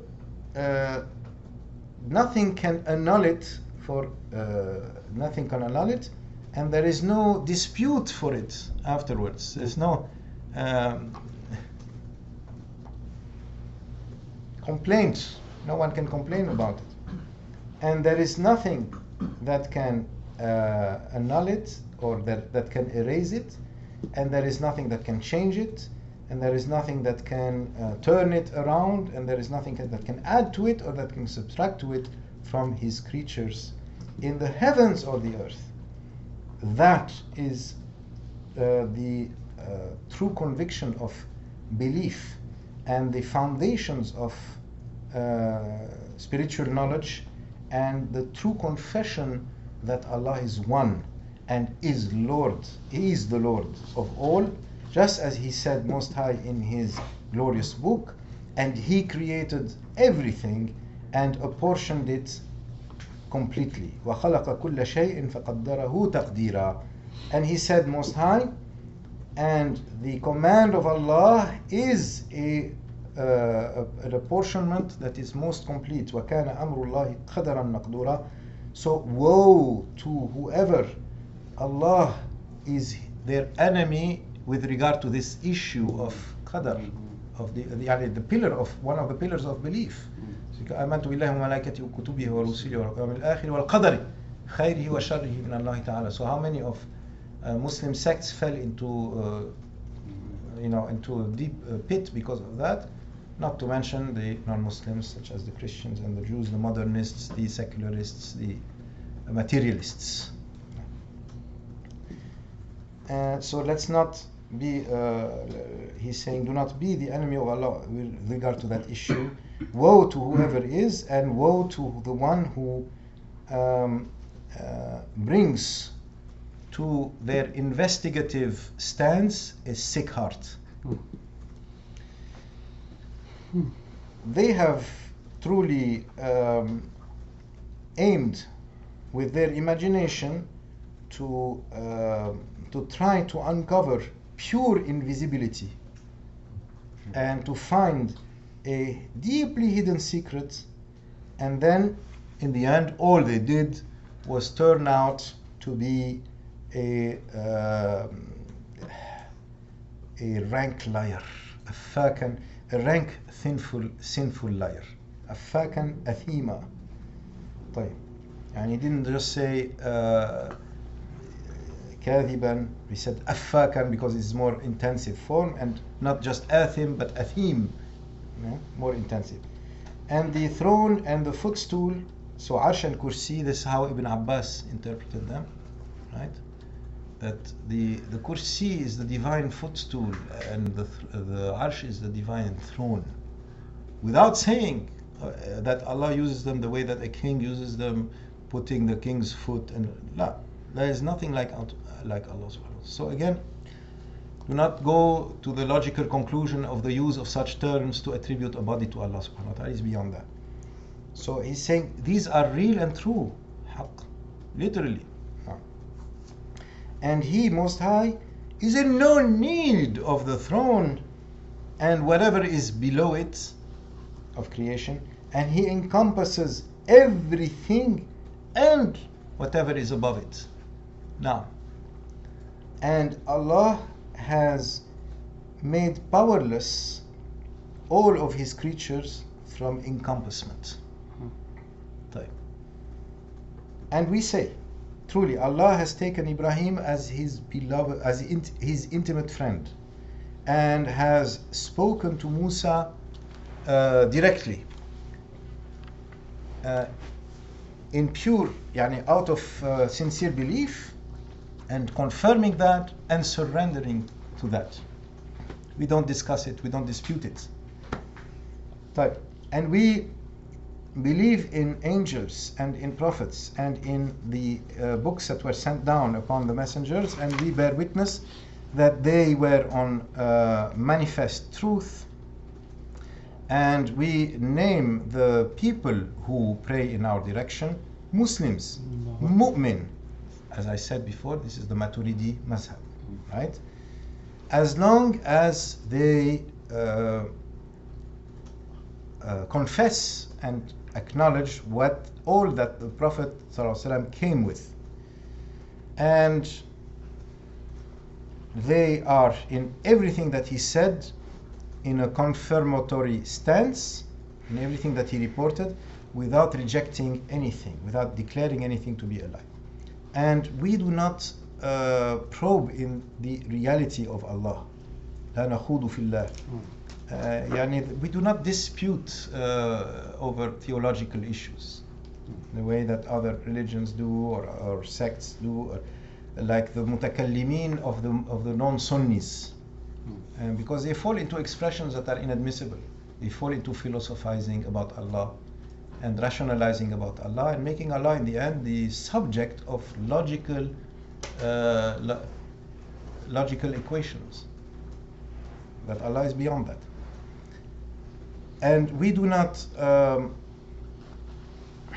we do not self-display or dispute again over the religion of Allah Most High, and we do not again debate regarding the Quran, and we know that it is the speech of the Lord of the worlds, that it was brought down by the trustworthy spirit, يعني Sayyidina Gibril alayhi salam, and the master of messengers Muhammad sallallahu alaihi wasallam knows that speech. Upon him and his family and companions all blessings and peace. وَهُوَ كَلَامُ اللَّهِ. So add huwa here if you have وَكَلَامُ اللَّهِ ta'ala. وَهُوَ كَلَامُ اللَّهِ. And it is the speech of Allah Most High. Nothing equates it from the speech of created beings. You see, he keeps repeating that. It's a very important issue over the Quran. And we do not say that the Quran is created. That again is the speech of the Mu'tazilis and the Shia also today, that they consider that the Quran is created, but we, Sunnah wal Jama'ah, say no, it is not created. The speech of Allah is like one of his attributes of speech, just like we say the Rahmah of Allah is not created, and the Al-Khaliq is a name of Allah. That all these names and attributes do not refer to anything created. طيب. And we do not part with the congregation of the Muslims. That's Jama'ah. And Jama'ah is close to Ijma' also, يعني consensus. And there is one version here that adds وَلَا نُكَفِّرُ أَحَدًا مِنْ أَهْلِ الْقِبْلَةِ. We do not declare kafir anyone from those who pray towards the Qibla. This is a very important point. I like to add it here. بِذَنْبٍ مَا لَمْ يَسْتَحِلَّهُ. Because of any sin, as long as they do not consider it halal. Right? So we do not say that they are kafir, because even if they, for example, they do not pray, or even if they drink, or they commit crimes or whatever, or transgressions, as long as they do not consider it halal. Anyone who considers it halal, even if they pray, then they become kafir. وَالْعِيَاذُ بِاللَّهِ. طيب. وَلَا نَقُولُ. And we do not say that no sin will harm as long as you are Muslim. That's Murji'ah, they say that, the Murji'ah. The Murji'ah, they say, no, Allah loves us, no sin will harm us. So no, we do not say that. And also the Christians, they say that. Subhanallah. And we hope that those who do good, Muhsini, from the believers, from the Muslims, that He will forgive them and enter them into paradise through His mercy. But we do not declare it guaranteed for them. Okay? So we hope, it's all in the hope. That if you do good, you will be rewarded, but you cannot say, oh Allah, you are bound by contract to enter us into paradise. La, Allah said in Holy Quran, and even Sayyidina Isa and his mother, if he wants, what if he punishes them? Who can say anything to Allah subhanahu wa ta'ala? This means that even the holiest of people, the prophets and the sinless ones, so therefore even more the rest of us. So we hope, and we do not declare it guaranteed. And we do not bear witness that anyone will have paradise, and we do not, but rather we ask forgiveness for whoever did wrong, and we feel for them, but we do not cause them to despair. All of this because we don't have a prophetic statement concerning them. As for those who have a prophetic statement, that's it, we're finished. Now, and to feel safe or despair, that brings us out of the community, of the religious community. So we do not feel safe. أأمنتم من في السماء أن يخسف بكم الأرض فإذا هي تمور. You feel safe that Allah will not send a punishment over you. We do not feel safe. But we do not despair either. We do not say Allah will never forgive us or forgive that one. We do not. In between, always the middle way. And the path of truth is between the two for the people who pray in the same direction, the Qibla. And nothing brings out a slave from belief except the negation or the denial of that which brought the slave into belief in the first place. This is a very important point. And this is remarkable that he said that, because in the Hanafi mazhab they have the most developed takfiri literature of all four mazhabs, because they lived in the Central Asia next to unbelievers, and so they had to warn all the people all the time about certain things that they might do or wear or whatever, just like sometimes today some people are extra cautious but sometimes going overboard, saying that anything and everything becomes now a declaration of kufr. And so it becomes very easy to kick one out of Islam because of something that they might unwittingly be saying or wearing or doing, which connotes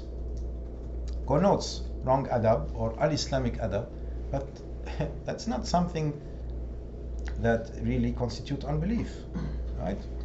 So must not go overboard with that. No. That's why he says only denying something which you had to affirm in the first place to become Muslim. So what did they have to affirm? La ilaha illallah Muhammadun Rasulullah sallallahu alaihi wasallam. Amantu billahi wa malaikati wa kutubi wa rusuli. That. These fundamental things. And that the Prophet, when we say we believe in the Prophets, we believe in what the Prophet sallallahu alaihi wasallam said concerning the Prophets as well. That, for example, Sayyidina Muhammad is the last Prophet. And we believe that the Quran is the speech of Allah, all of it. Whoever denies even one word of Quran then becomes outside the millah.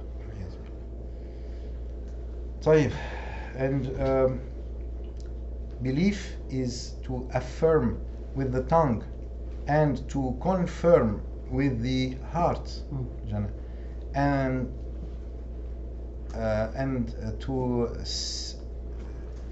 with regard to everything that Allah sent in the Quran and everything that is authentically related from the Prophet ﷺ regarding the law and the Shari wal Bayan and the Quran, that it is all true. And belief is one, and its people fundamentally are all the same in it. That's the famous Maturidi view that belief is the state of Islam. In this respect, Islam and Iman are one and the same, and the Islam and Iman of anyone in the Ummah is the same as the Islam and Iman of Sayyidina Gibril or Sayyidina. See, like that. Whereas Ash'aris here have a more cautious and compartmentalized level, division of levels, right, between Islam and Iman. So Islam, yes, the same, because it's Ashhadu an la ilaha illallah, Ashhadu Muhammadan Rasul. As for Iman, there's لهم درجات عند ربهم. Now, and there is مؤمنون حقا, right? ولا تقولوا آمنا, لكن قولوا أسلمنا. So we don't say you are Muslims, don't say you are mu'min, say you are Muslims. طيب. And so bear in mind this distinction between Maturidis and Ash'aris. And levels or tafadul baynahum, so superiority and inferiority between the two are through taqwa and leaving aside one's lusts. طيب. And the believers are all the friends of the All-Merciful. This is the general friendship of all believers. And their most honorable in the divine presence are those that are most obedient and most closely follow the Quran. Allah. And belief is belief in Allah and His angels and His books and His messengers and the last day and the resurrection after death and the divine decree or divine apportionment, the good of it and the bad of it, the sweet of it and the bitter of it, all being from Allah Most High, and we believe in that, all of it. And we do not make any difference among any of His messengers, all of them according to what they brought. And the people who commit grave sins of the Ummah of the Holy Prophet are in hellfire. They are not there forever when they die. This is in rebuttal of the Khawarij and rebuttal of the Mu'tazila who denied intercession. And they are all declaring oneness of Allah, even if they did not repent of their sins, meaning after they meet Allah Most High, knowing that He is one, and believing that He is one. And they are subject to His will and to His decision. If He likes, He may forgive them and disregard their sins through His favor.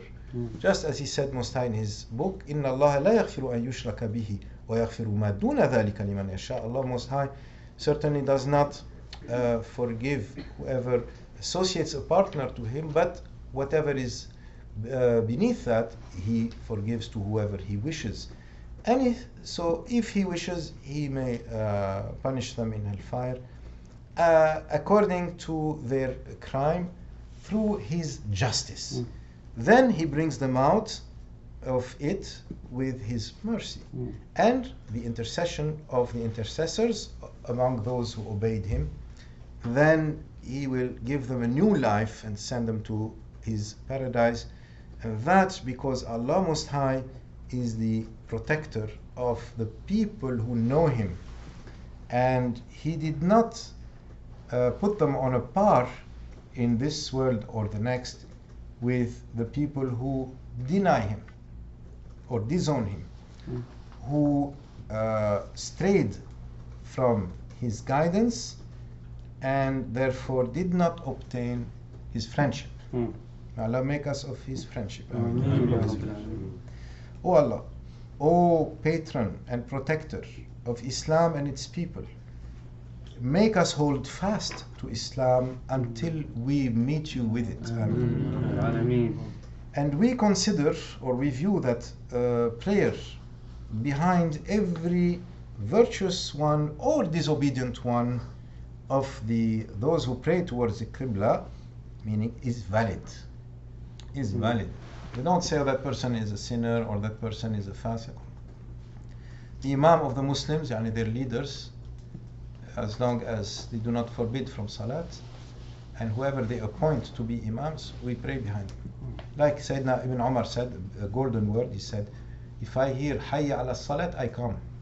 Come to prayer, I come. I don't ask who is leading or who is the leader or type.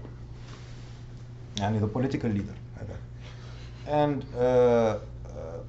we do not, we pray over whoever dies among them, and we do not declare that any of them have a position in paradise or in hell.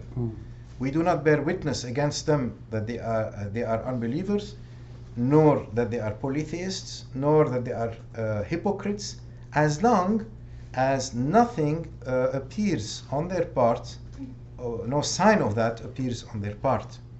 And we leave whatever they keep hidden to Allah Most High. So if they disclose it, if they openly declare it and openly disclose it, then finish. They bore witness over themselves. But we do not bear witness over them as long as they keep it hidden to themselves. And we do not view correct to raise the sword against anyone of the community of Sayyidina Muhammad except for whoever it is obligatory to raise the sword. For example, the Prophet ﷺ said about the Khawarij, they will fight you, you may fight them, even if they say La ilaha illallah. Or Sayyidina Abu Bakr against those who denied the zakat, one of the pillars of Islam, even though they were Muslims. And we do not consider it correct to rebel against our political leaders.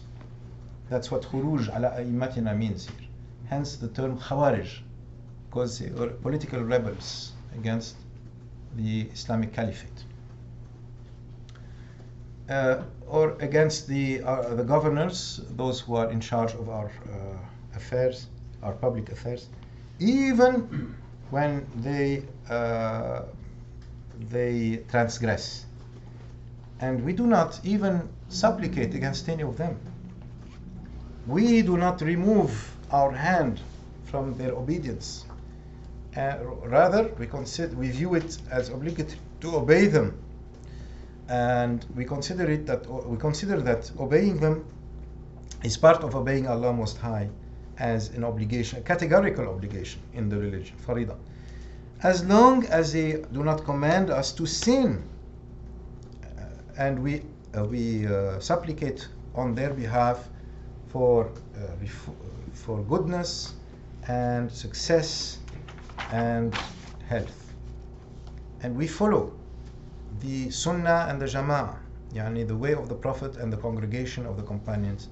And we keep clear of deviation and dissension and separation. So here it is furqa, and firqa is sect. So furqa is separation. You can call it sectarianism. And we love the people of justice and trustworthiness, and we hate the people of tyranny or injustice and betrayal or treachery. And here there is one version that adds وَنَقُولُ اللَّهُ أَعْلَمُ, and we say Allah knows best فِيمَا اشْتَبَهَ عَلَيْنَا عِلْمُهُ, in all that is obscure to us, or all that we are not sure of with regard to knowledge. And we view that wiping over the 2 leather socks in travel and at home is correct, just as it says in the reports. And this is the view of the mark of Ahl Sunnah wal Jama'ah. So one time I lost my way, and I found myself in a maqam which I thought was just another maqam in Syria, and it was a Shia maqam.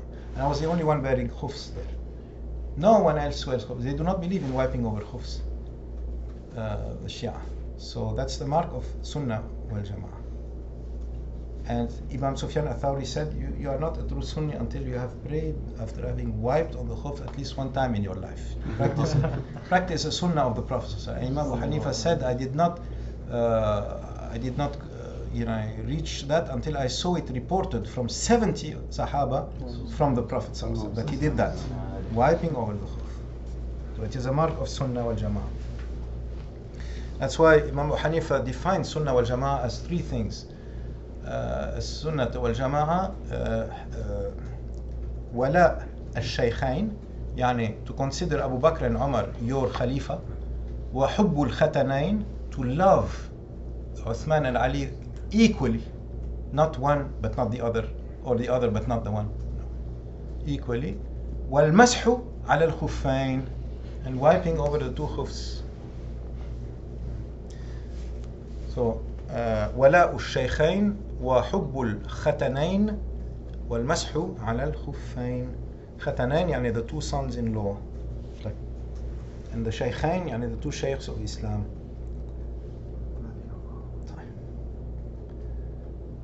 والحج والجهاد, and the pilgrimage and jihad are 2 categorical obligations, as in the past with the leaders of the Muslims.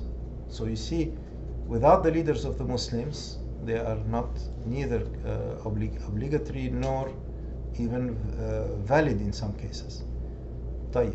برهم وفاجرهم, يعني the virtuous ones and the unvirtuous ones. And there is one version that says إلى قيام الساعة, until resurrection. لا يبطلهما شيء ولا ينقضهما. Nothing can invalidate them and nothing can annul them.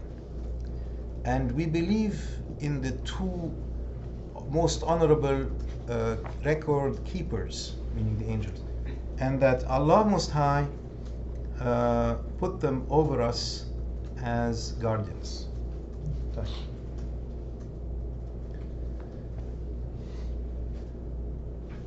And we believe in the angel of death, put in charge of seizing the souls of the worlds, and in the punishment of the grave for whoever is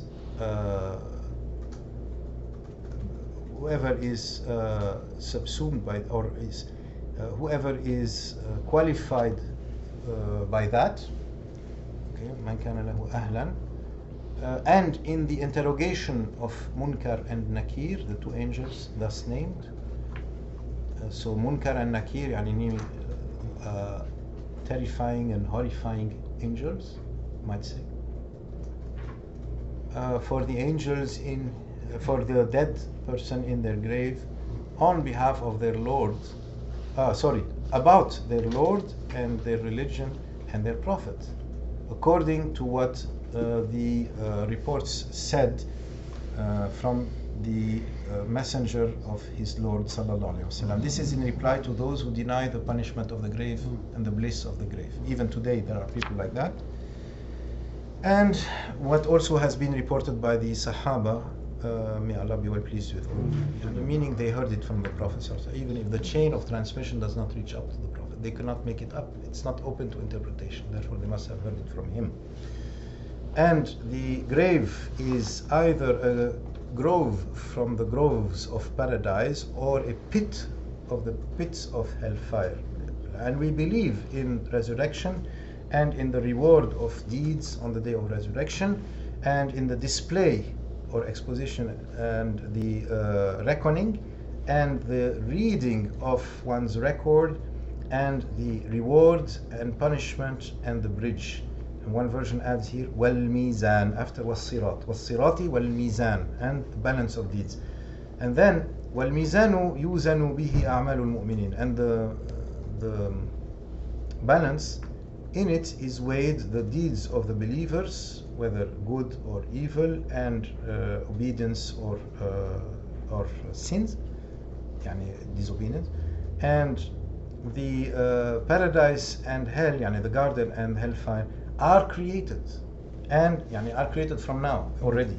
They exist and will never be extinguished and will never come to an end.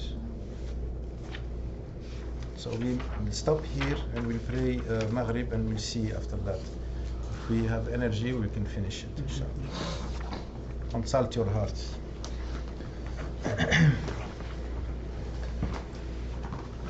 If anyone need to renew their wudu, please go ahead. اللهم صل على سيدنا محمد وعلى آله وصحبه.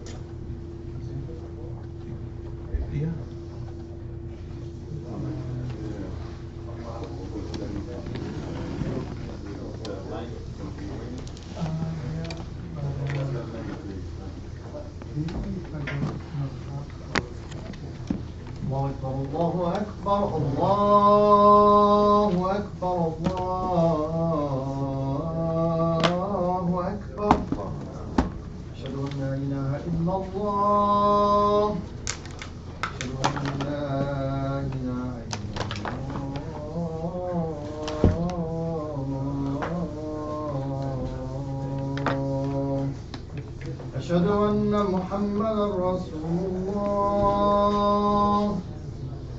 أشهد أن محمدا رسول الله.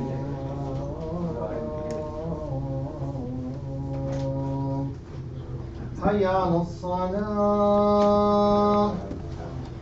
حي على الصلاة.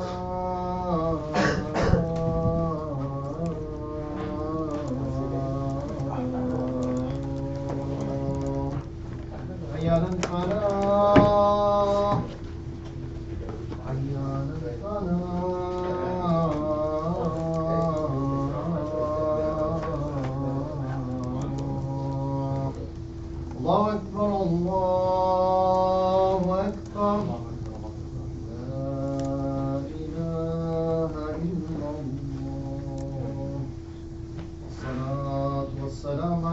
عليك يا سيدنا يا رسول الله، عليك وعلى آلك وأصحابك أجمعين. الصلاة والسلام عليكم يا أنبياء الله.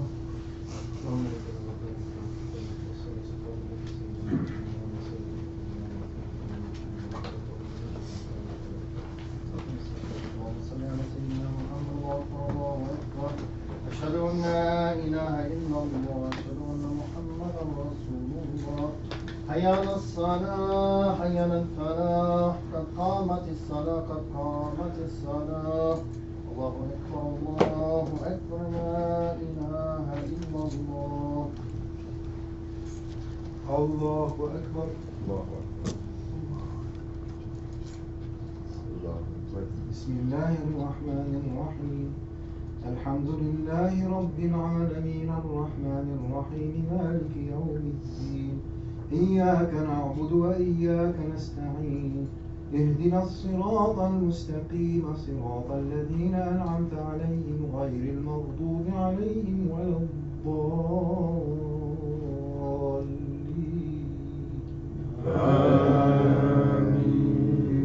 إنما المؤمنون الذين إذا ذكر الله وجلت قلوبهم وإذا تليت عليهم آياته زادتهم إيمانا وعلى ربهم يتوكلون. الذين يقيمون الصلاة ومما رزقناهم ينفقون. أولئك هم المؤمنون حقا، لهم درجات عند ربهم ومغفرة ورزق كريم. الله أكبر. سمع الله لمن حمده. الله أكبر. الله أكبر. الله أكبر. الله أكبر. بسم الله الرحمن الرحيم. الحمد لله رب العالمين الرحمن الرحيم مالك يوم الدين. إياك نعبد وإياك نستعين. اهدنا الصراط المستقيم صراط الذين أنعمت عليهم غير المغضوب عليهم ولا الضالين.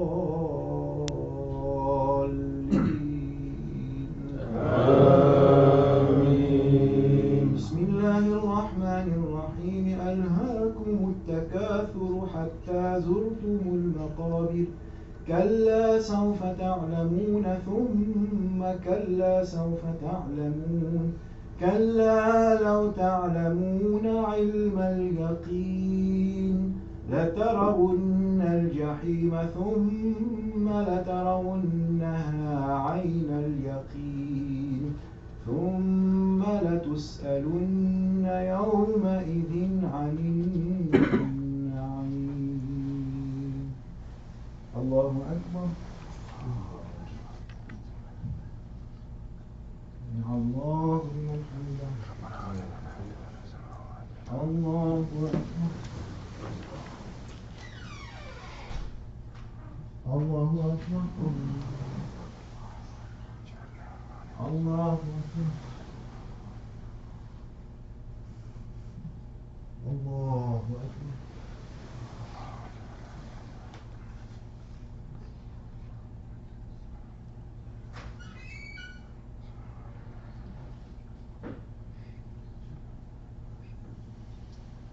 الله أكبر.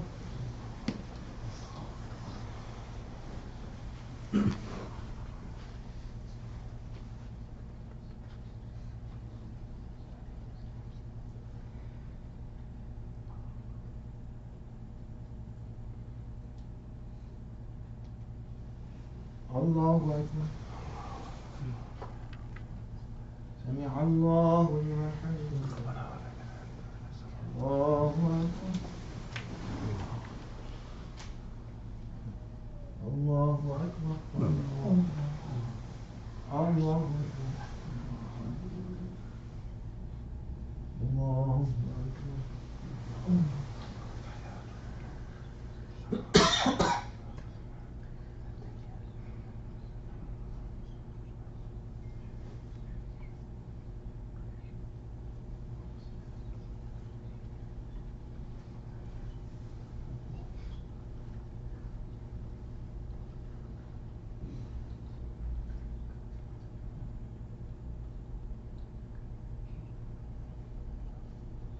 السلام عليكم ورحمة الله. السلام عليكم ورحمة الله. السلام عليكم ورحمة لا إله إلا الله. لا إله إلا الله. لا إله إلا الله. محمد رسول الله. استغفر الله استغفر الله استغفر الله العظيم الذي لا إله إلا هو الحي القيوم ونتوب إليه. اللهم أنت السلام ومنك السلام وإليك يعود السلام تبارك ربنا وتعاليت يا ذا الجلال والإكرام. سمعنا وأطعنا غفرانك ربنا وإليك المصير.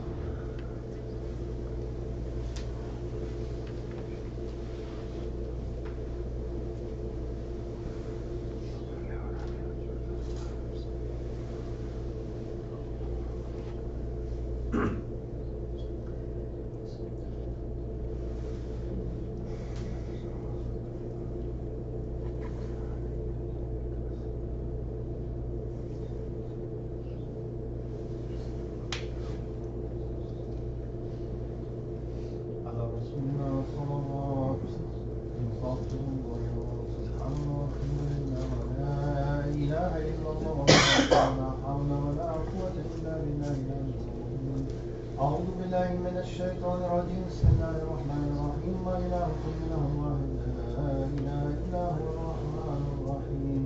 الله لا إله إلا هو الحي القيوم.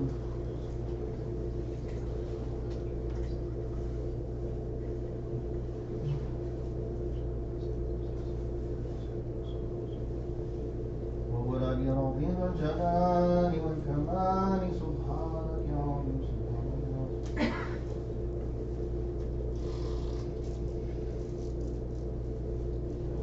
على نعمة الإسلام وشرف الإيمان دائما الحمد لله.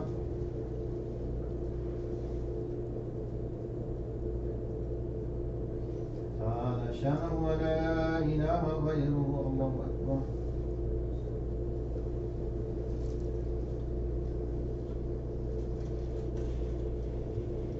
كبير وعيد لا إله إلا الله وحده لا شريك له له الملك وله الحمد ويميت وهو على كل شيء قدير. سبحان ربي العلي الأعلى الوهاب. بسم الله الرحمن الرحيم. ربنا تقبل منا إنك أنت السميع العليم وأصلح شأننا كله وشأن المسلمين. اللهم صل على سيدنا محمد صاحب القول المحمود. اللهم صل على سيدنا محمد صاحب القول سيدنا اللهم صل على سيدنا محمد صاحب الإسلام.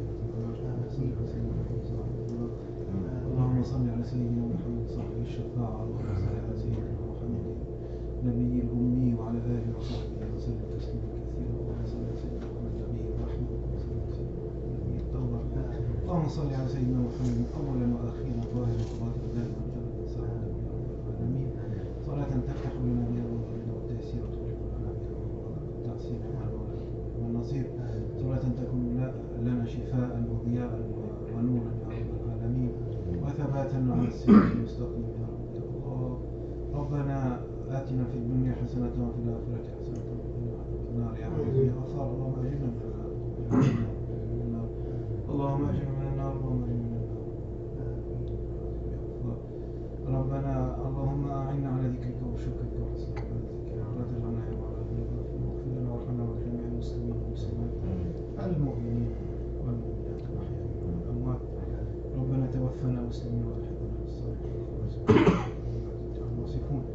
والسلام على المرسلين.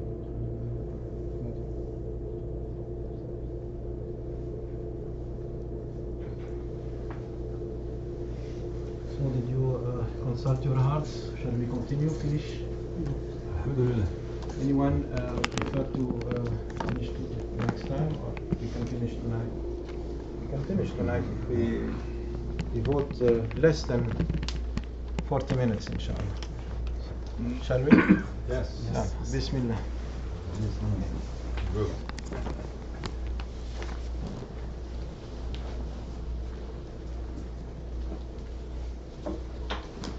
So we reach the point where he says وَإِنَّ or وَأَنَّ اللَّهَ تَعَالَى يعني وَنُؤْمِنُ أَنَّ اللَّهَ تَعَالَى.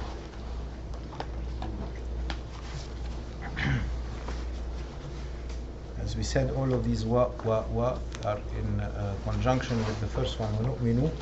We believe that. So we believe that also, we also believe that Allah Most High has created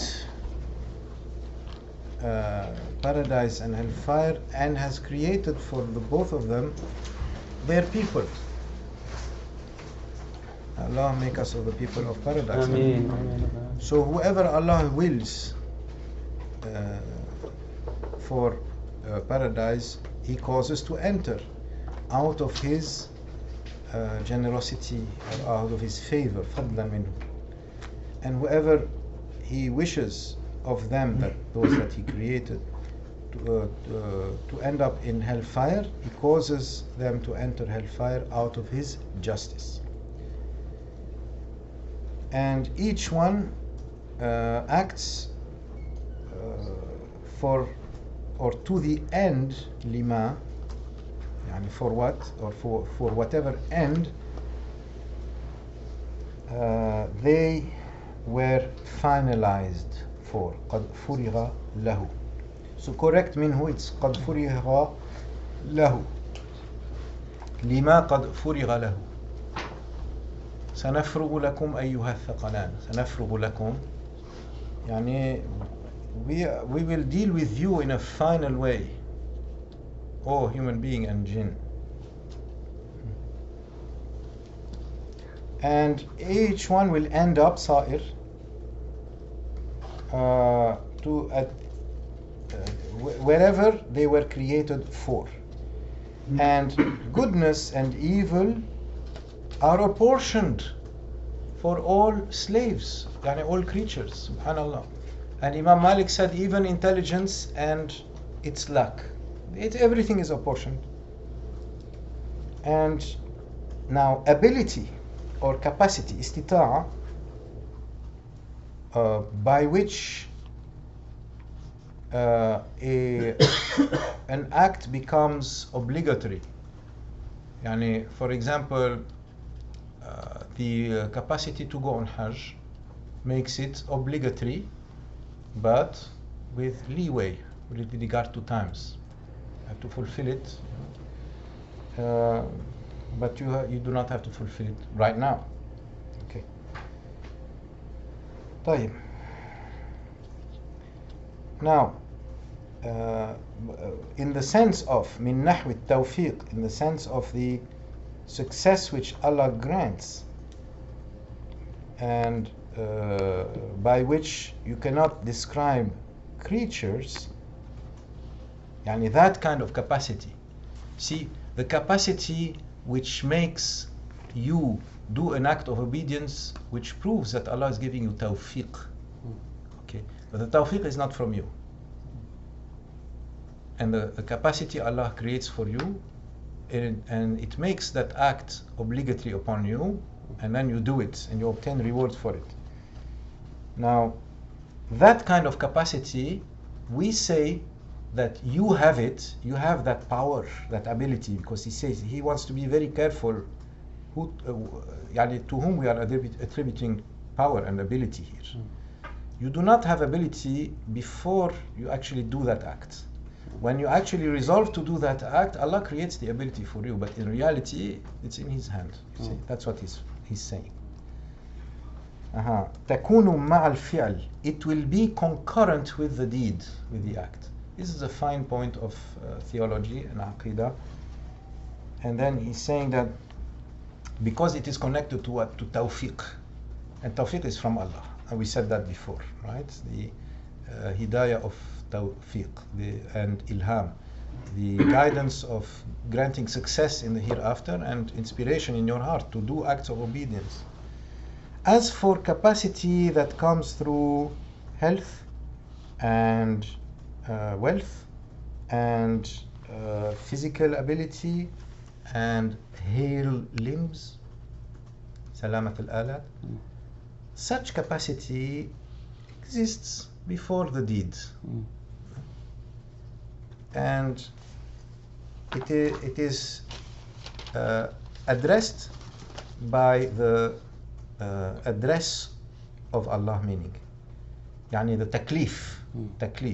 When Allah says this is for males to attend Jumu'ah, for example, fard, not for female. So that the capacity to attend Jumu'ah is known even before you attend it, and you have it, right? All right, but this is not connected to tawfiq. Tawfiq, for example, is not for Abu Lahab, but he also falls under the command to attend and to obey and to pray and all that. Right. وَهُوَ, and that is as Allah said Most High, لَا يُكَلِّفُ اللَّهُ نَفْسًا إِلَّا وُسْعَهَا.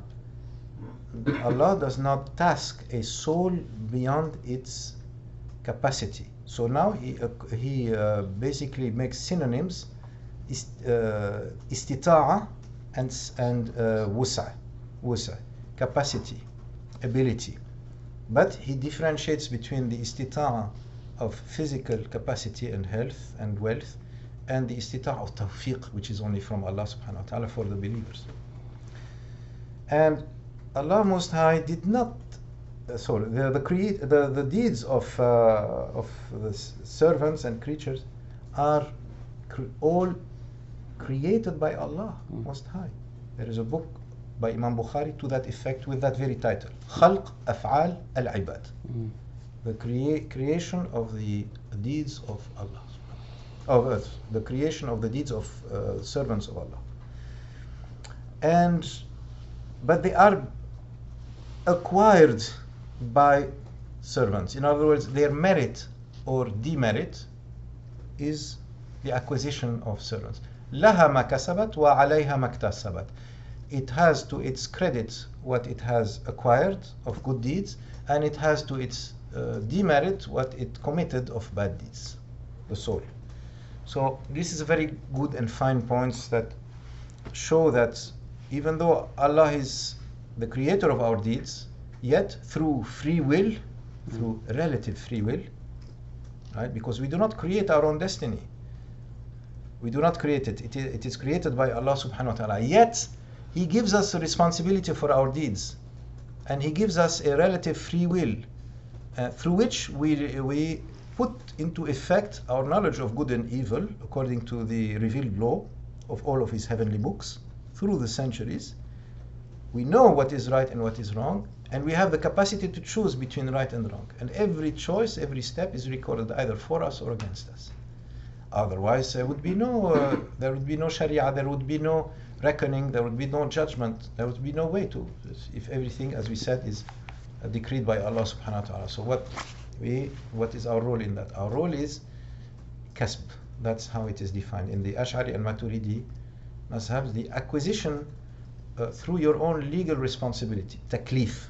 You are legally responsible, and then you acquire to your credit or demerit, and then you are judged on that basis. Although ultimately you enter paradise through the rahmah of Allah subhanahu wa ta'ala, and yet He gives us on the basis of our deeds a scale by which to judge even ourselves. Hasibu anfusakum. Sayyidina Umar said, judge yourselves before you are judged, as we read in the hadith of last session. So He does not task them with what they cannot bear with, and they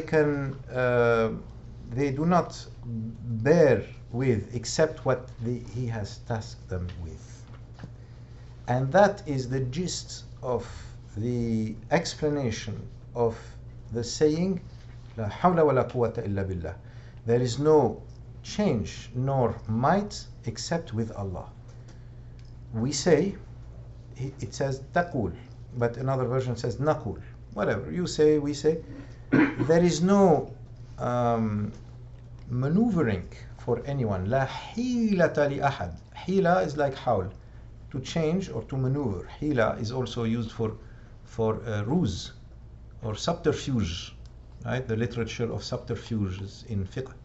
Hiyal, plural of hila. So there is no maneuvering for anyone, and there is no movement wala harakata for anyone, and there is no change for anyone, la tahawwul for anyone, away from what? From the disobedience of Allah, except with the help of Allah.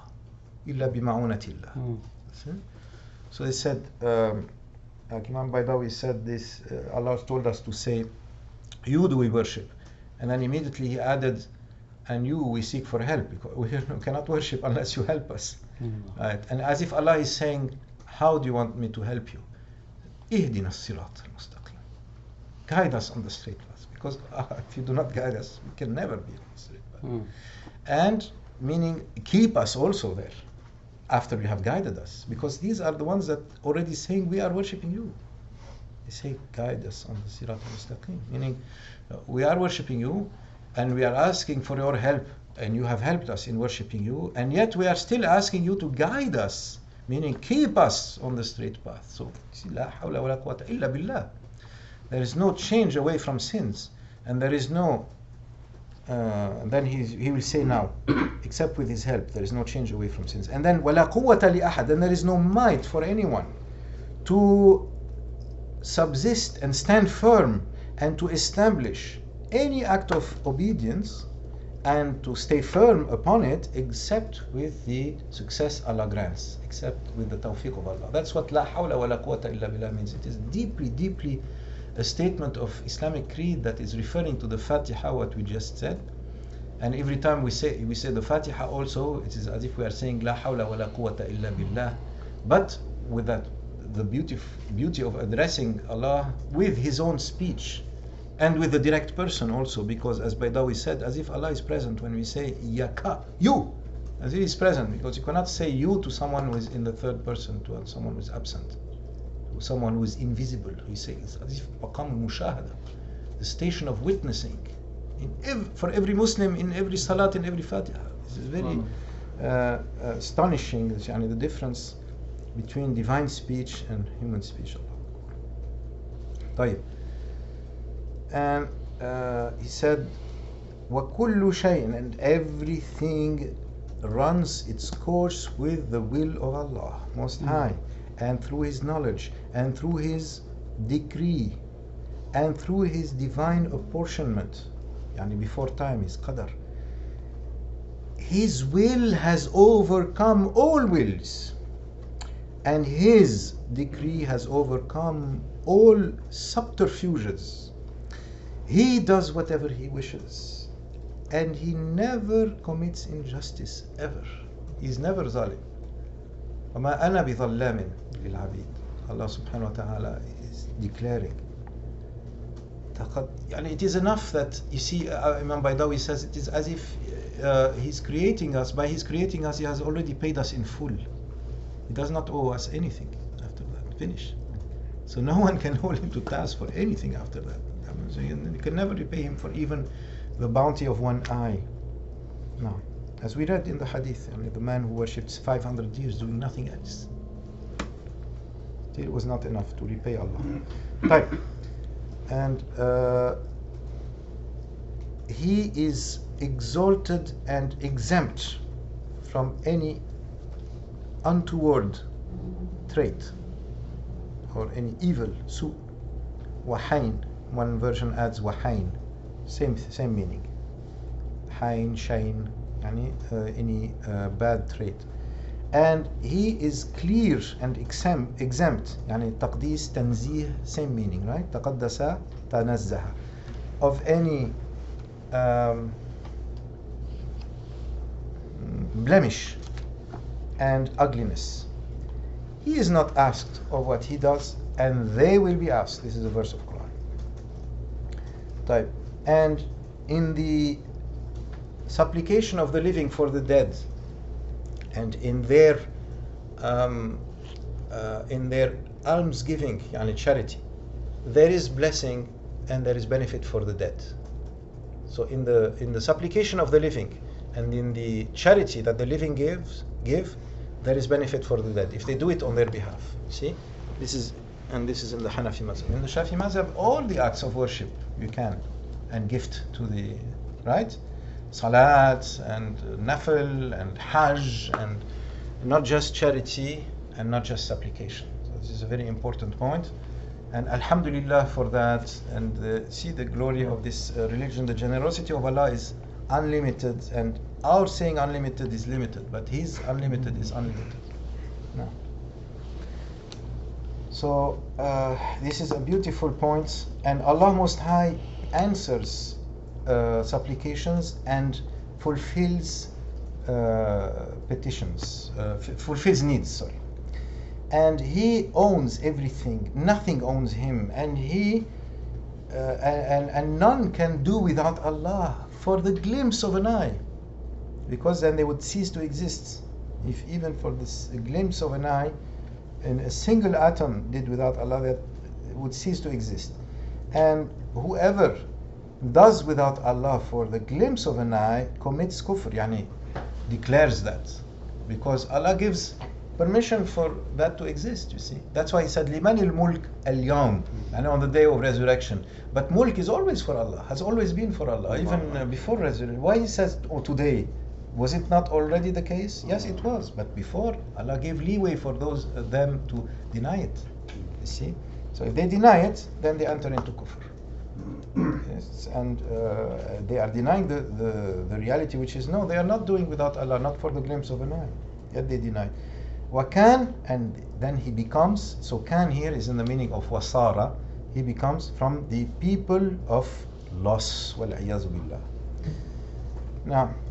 And truly Allah Most High does get angry and is pleased, not like anyone else in creation, because Allah said so in Holy Quran, and therefore, but it is not like our own anger or our own good pleasure. It cannot be compared. We must affirm those attributes, even if they connote anthropomorphism, but we stop short of of any anthropomorphic imagination of Allah subhanahu wa ta'ala. That's why we do ithbat, and affirmation of those attributes, but with tanzih at the same time, with exempting Allah from any resemblance. That's what He did exactly here in this sentence.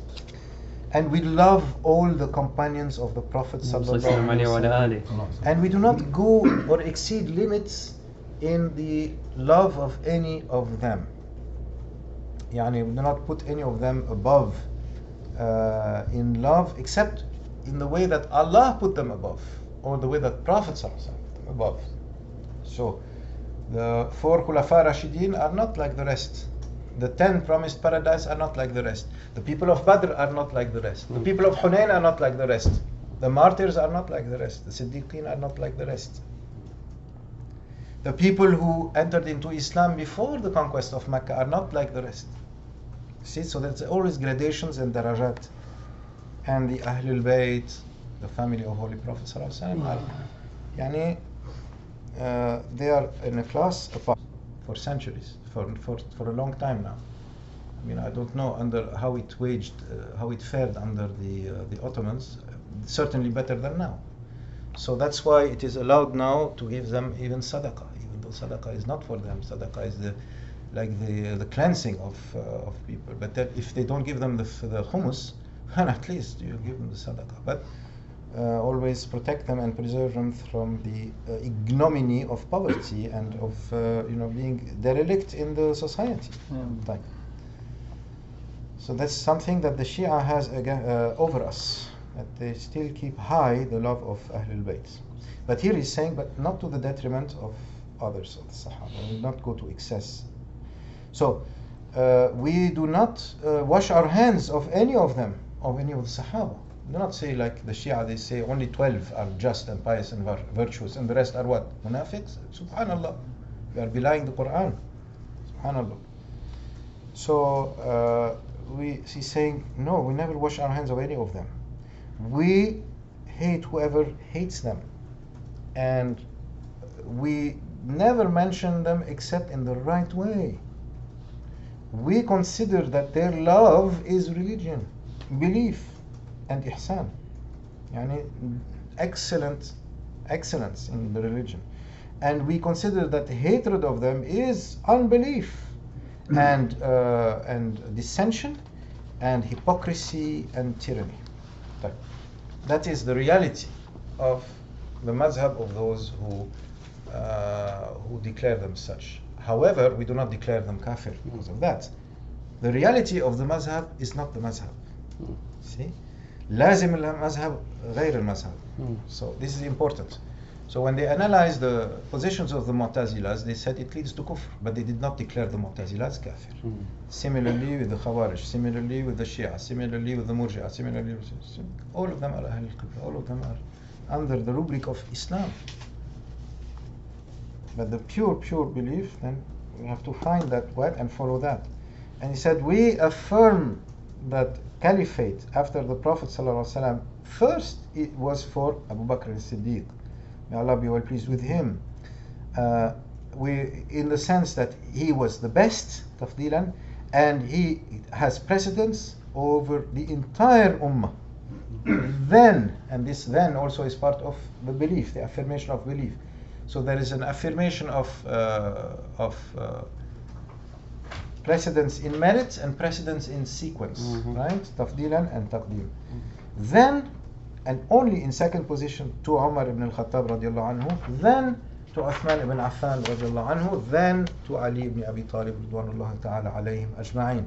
That doesn't mean that we must love Ali less. This is a different matter. This is an important point. But tafdil we give. As the Prophet ﷺ himself said in so many hadiths. First Abu Bakr, then Umar. Abu Bakr, then Umar. And they were pointing to Khilafah as well. And there are too many hadiths to that effect. And I tried to mention some of them in my translation of Ibn Rajab on the Sunnah of the Khulafa al-Rashidin. طيب. In Sunnah notes. And he says, may Allah be well pleased with all of them, and they are the well-guided caliphs and the upright imams who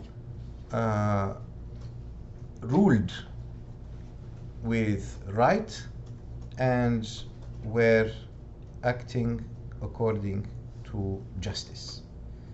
So الذين قضوا بالحق وكانوا به يعدلون.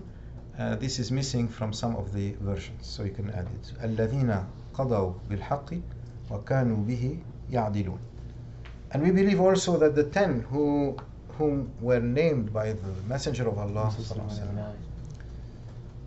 we bear witness that they are in paradise, just as the Messenger of Allah bore witness. And what he says is truth. And they are Abu Bakr, Umar, Uthman, Ali, Talha, Az-Zubair, Sa'd, Sa'id, Abdul Rahman ibn Auf, and Abu Ubaidah ibn al-Jarrah. Yani Sa'd ibn Abi Waqqas,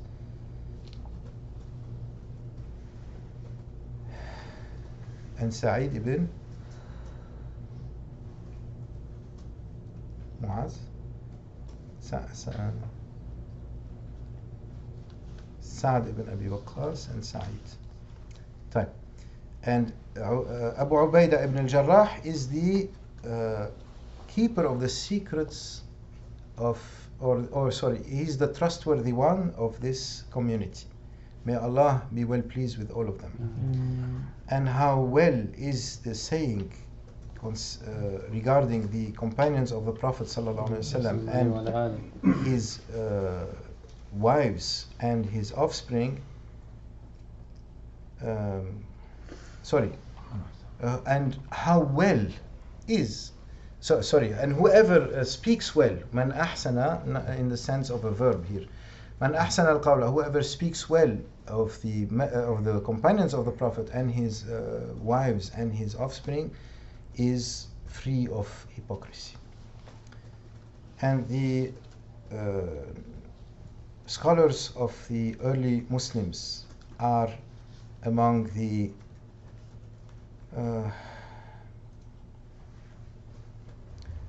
scholars of the early Muslims, among the pious and the tabi'een and those after them who did good, and also who were involved in the science of hadith, the transmission of hadith. Ahl al-Khair, yani the pious ones, the people of worship, and Ahl al-Athar, yani the muhaddithin, and the jurists, Ahl al-Fiqh, and the theologians, Ahl al-Nadar, or the theoreticians of the law, yani Ahl al-Usul, for example.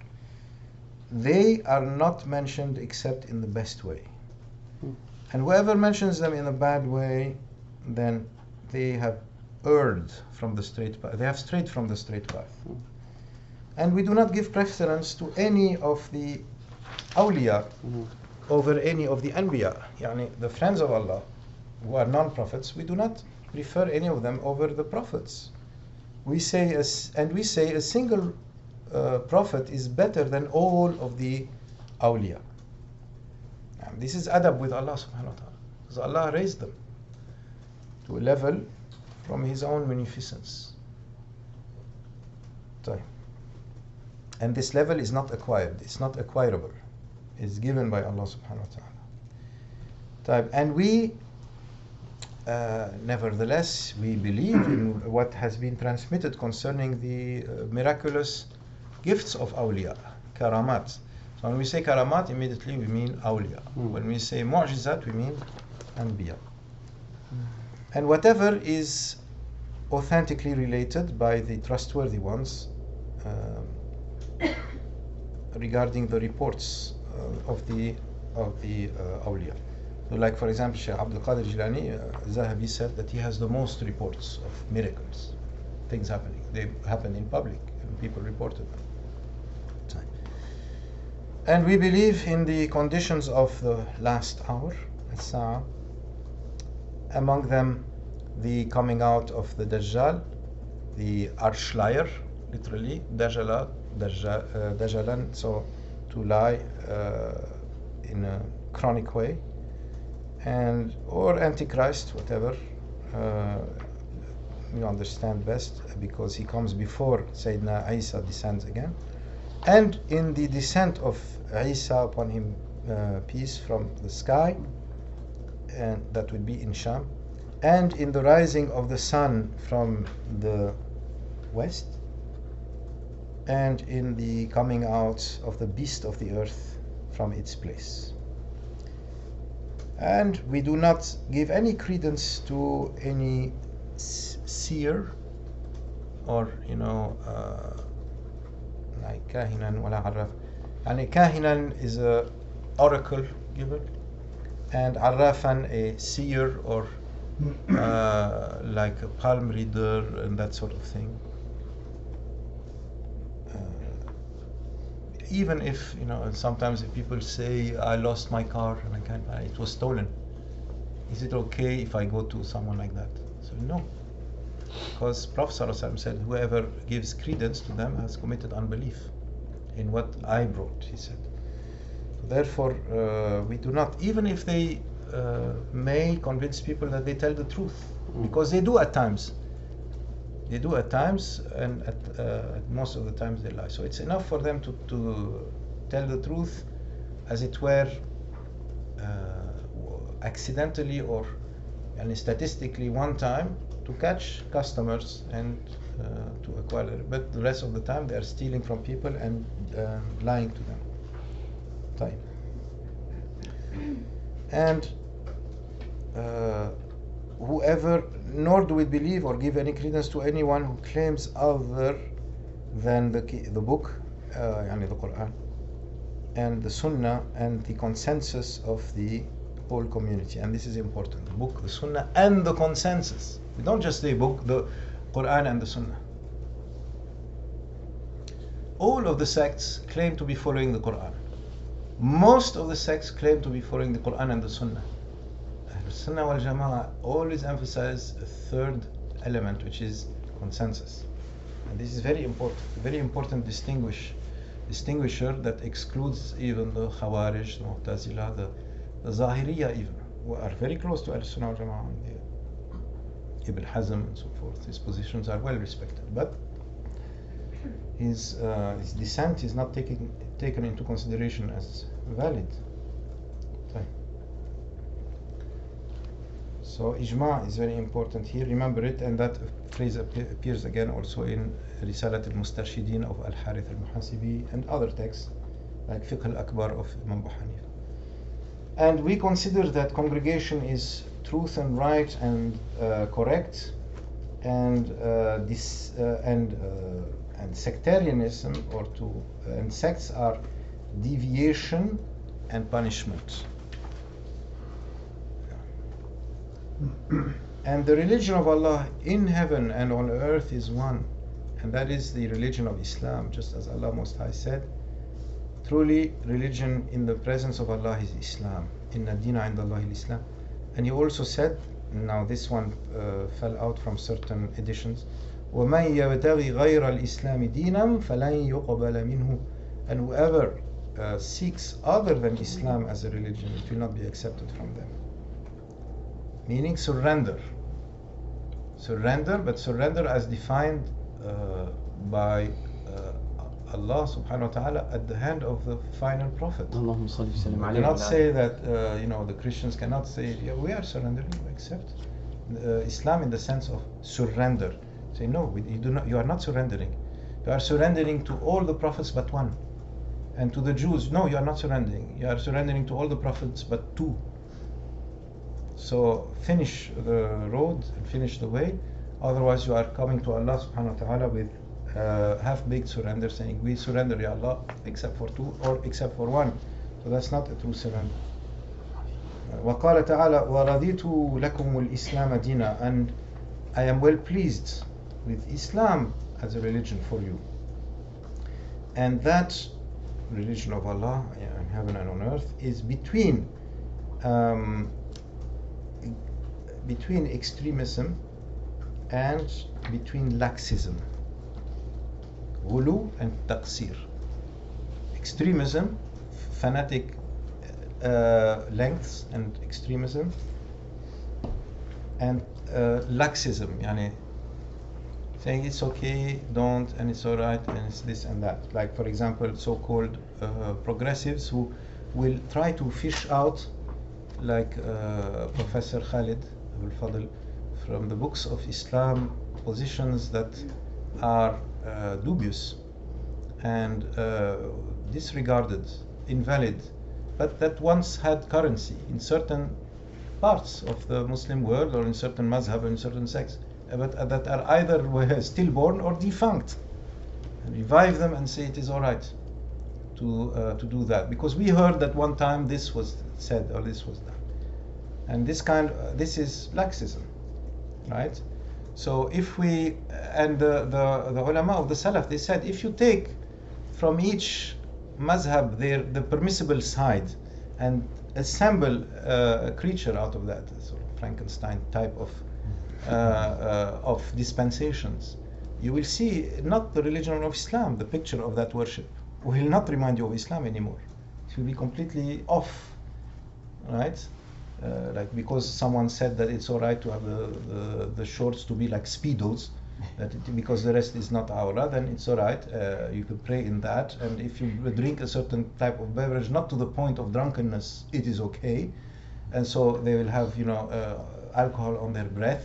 And if they marry their granddaughter, not the daughter, the granddaughter is okay, but not the daughter, but the granddaughter is okay. Some Khawarij said that.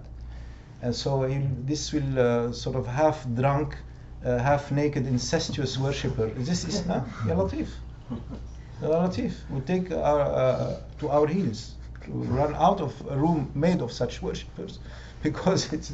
I hope you not have nightmares tonight. I'm sorry that I mentioned that, but you have to know, the extremes and so he's saying extremes and laxism. So the extremes will be that no, everything is kufr, everything is haram, everything is this, everything is that. Like when they came out in 1800 or so in the Hijaz, massacring the people, they would say that even if they take one puff of cigarette, it is shirk and it is haram to that point of shirk, even to smoke one puff from a cigarette. So that's unacceptable. This is ghulu, and the other side is taqsir. So, and the other two extremes of what tashbihi wa ta'til, yani giving a form, a corporal form to Allah, or negating all attributes, even Quranic attributes given to him that might evoke anthropomorphism, just using that as an excuse to negate those attributes from him. So that's again two extremes. And then Jabr and Qadar, determinism and so Qadar would be libertarianism, that basically you are creating your own destiny. That's the Qadariyya, like libertarians. You are in charge of everything. You create your own acts. And the Mu'tazila also not attributing evil to Allah. So that, in other words, every sin is created by its doer. So you have as many gods as there are shaitans and sinners in the world. So that's a kind of polytheism, the end of it, you see. Again, they did not make takfir of them, but they said this is what it leads to. So these are the two extremes here. Jabr, determinism, or we are forced to do it, so we do it. And Qadar is we are in charge of it, we create it. The first one said Allah creates everything and we have no responsibility at all, so they deny it. And then wal-amn wal-yas, yani to feel guaranteed, safe and guaranteed and secure on the one hand, or to feel overly despairing of the mercy of Allah. So these are the extremes that we must avoid. And he says, then this is our religion, this is our conviction and belief, outwardly and inwardly, and we wash our hands in the presence of Allah from anyone who contravenes what we have mentioned and what we have made clear. And we ask Allah Most High to make us firm on that path and on that belief. And some versions mention here on iman, on belief. And to seal for us our lives with it. And to protect us from the various or multifarious lusts, meaning all of the sectarian fads, sectarian fashions and belief that let's now do this, let's now do that, let's revise it, let's accommodate our demands. No, it's not like that. And from the different opinions and views, and from the flimsy schools, mazahib al-radiyya, flimsy, ugly schools, such as the anthropomorphists and the Jahmiyya. And the Jahmiyya, Jahm ibn Safwan is a man who went in for 40 days into his room, and he came out saying Allah is everything like this wind around us. So he came out with pantheism and with other various false creeds. So the Mushabbiha, the anthropomorphists who attribute a body to Allah. And in between these two also in some versions there is the Mu'tazila. And the Mu'tazila, the rationalists, they would subject Allah subhanahu wa ta'ala to the judgment of reason. And they say Allah must reward good. He is liable to reward good and must punish evil. And for example, the haram can never be rizq. You see? Because they want to make Allah clear of any wrongdoing. You see? So, whereas we say khayrihi wa sharrihi min Allah ta'ala. And everything is created by Allah subhanahu wa ta'ala. And there is one creator also. We do not say that the evil sinner is creating their own sin. And that would make several creators. So, but again, their intention was to preserve Allah subhanahu wa ta'ala from any retribution. That was their reason. And then the Jabriya, the determinists, the Qadariyya, the libertarians, and others of those who contravene the Sunnah and the Jama'ah, and who follow innovation, bid'ah, yani the misguided innovation, and misguidance. And we are free and clear of them. And they, in our view, are misguided and are following flimsy paths. And Allah subhanahu wa ta'ala knows best what is right and correct, and to Him is our return and our final destination. And some versions add here, وَبِاللَّهِ الْعِصْمَةُ وَالتَّوْفِيقُ, and protection is with Allah, and success in Akhirah is with Allah subhanahu wa ta'ala. May Allah grant us success in Akhirah and protection. And Allah bless Imam al-Tahawi for this these saving words, and make us put them into practice. And may Allah reward all our teachers and our parents and all of the Ummah of the Prophet sallallahu alaihi wasallam, and grant them blessings and peace with the Holy Prophet sallallahu alaihi wasallam on this blessed night, and make its commemoration, Ya Rabbi, a light in our hearts, and for the whole Ummah to come back to Allah subhanahu wa ta'ala in the best way, and to be safe and sound from its trials and tribulations, Ya Rabbi, especially in those all of the pockets of sufferings for Muslims, Ya Rabbi, Ya Allah, especially in Sham, in Myanmar, and everywhere, Ya Rabbi, Ya Allah, East and West. ربنا آتنا في الدنيا حسنة وفي الآخرة حسنة وقنا عذاب النار. سبحان ربك رب العزة عما يصفون وسلام على المرسلين والحمد لله رب العالمين. الفاتحة. بسم الله الرحمن الرحيم. Any questions?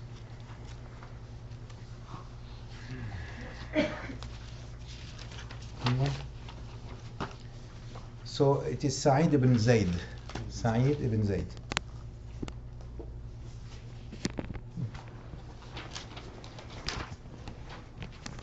A lot of people they'll attribute the Tahawi to the Athari sect, or that opinion. What's the truth about like his background and his theology? Imam Tahawi is a big Hanafi authority, and he has sharh. He has a big. He has books in Hanafi fiqh, and he has also a book on several books on khilaf, the differences among the jurists, and he has a tafsir, part of which was published in Turkey, and he has he started out as a Shafi'i, so he studied the mazhab of Imam Shafi'i, and he has a riwayah for the Musnad of Imam Shafi'i also in hadith. He is a big muhaddith. He is mostly known for his books of hadith, which Imam al-Kawthari, rahimahullah, ranked with the books of Sunnah. It said the books of Sunnah overshadowed him, but in reality he is in that league, together with the books of Sunnah and even with Bukhari and Muslim. And his chains are well regarded, and he has higher chains than Imam al-Tabari, for example. So he has Sharh Mushkil al-Athar, which is a beautiful book on apparently contradictory hadiths, and he reconciles them in meaning. The one hadith says this, another hadith says that. How can we reconcile the two? And he discusses that beautifully. And he also discusses the veracity of the chains and so forth. He is very, very strong Imam in hadith and Hanafi fiqh. He changed to Hanafi because he met some great teachers whose character really impressed him so much. He fell in love with them, and he wanted to follow everything that they had to give, and some great qadis. He was a qadi also, so he switched from Shafi'i to Hanafi. Like Ibn Abidin also, same career, again as a Shafi'i. That's why Ibn Abidin also had a strong, good appreciation of the Shafi'i mazhab. He refers to it very respectfully and very knowledgeably in his Hashia. But nevertheless, it's a big Hanafi reference, ultimately. So it's incorrect to say it's Athari. His madhab is much, much more well known and clearly defined than the madhab of all of the Imams of the 6 books, one and all. We know that he was Hanafi. But it is open to discussion what madhab did Bukhari, Muslim, Tirmidhi, Abu Dawud, Darimi, Ibn Majah follow. So although the convenient answer is, well, they followed their own mazhab, they had their own ijtihad in that. So they had their مذهب أهل الحديث المحدثين, the real أهل الحديث, أهل الحديث of the Salaf Salih. I don't mean the tail end today that call themselves by those lofty names. But may Allah forgive us all and guide us and keep us with the best of this ummah, with the best belief and the best practice. Ultimately, it all comes to the sincerity of our practice. Because all the ilm in the world, if it's not with amal, is against us, will be like weighing us down. And then, so if ilm is there, but amal, ilm calls amal, come. If amal does not come, ilm goes away also. So we ask for amal, even with a little ilm is better. Rabbi, and sincerity and love in the end is what we want, because we want the rahmah of Allah subhanahu wa ta'ala and the rahmah of His servants, Ya Rabbi, for us and for the rest of the ummah. Thank you very much for coming. Yes? Can you explain the wiping over the khuf? Yeah, the khuf is a leather sock that covers the ankle bone all the way up from the ankle bone. That's it, like to here. So like pliant, flexible leather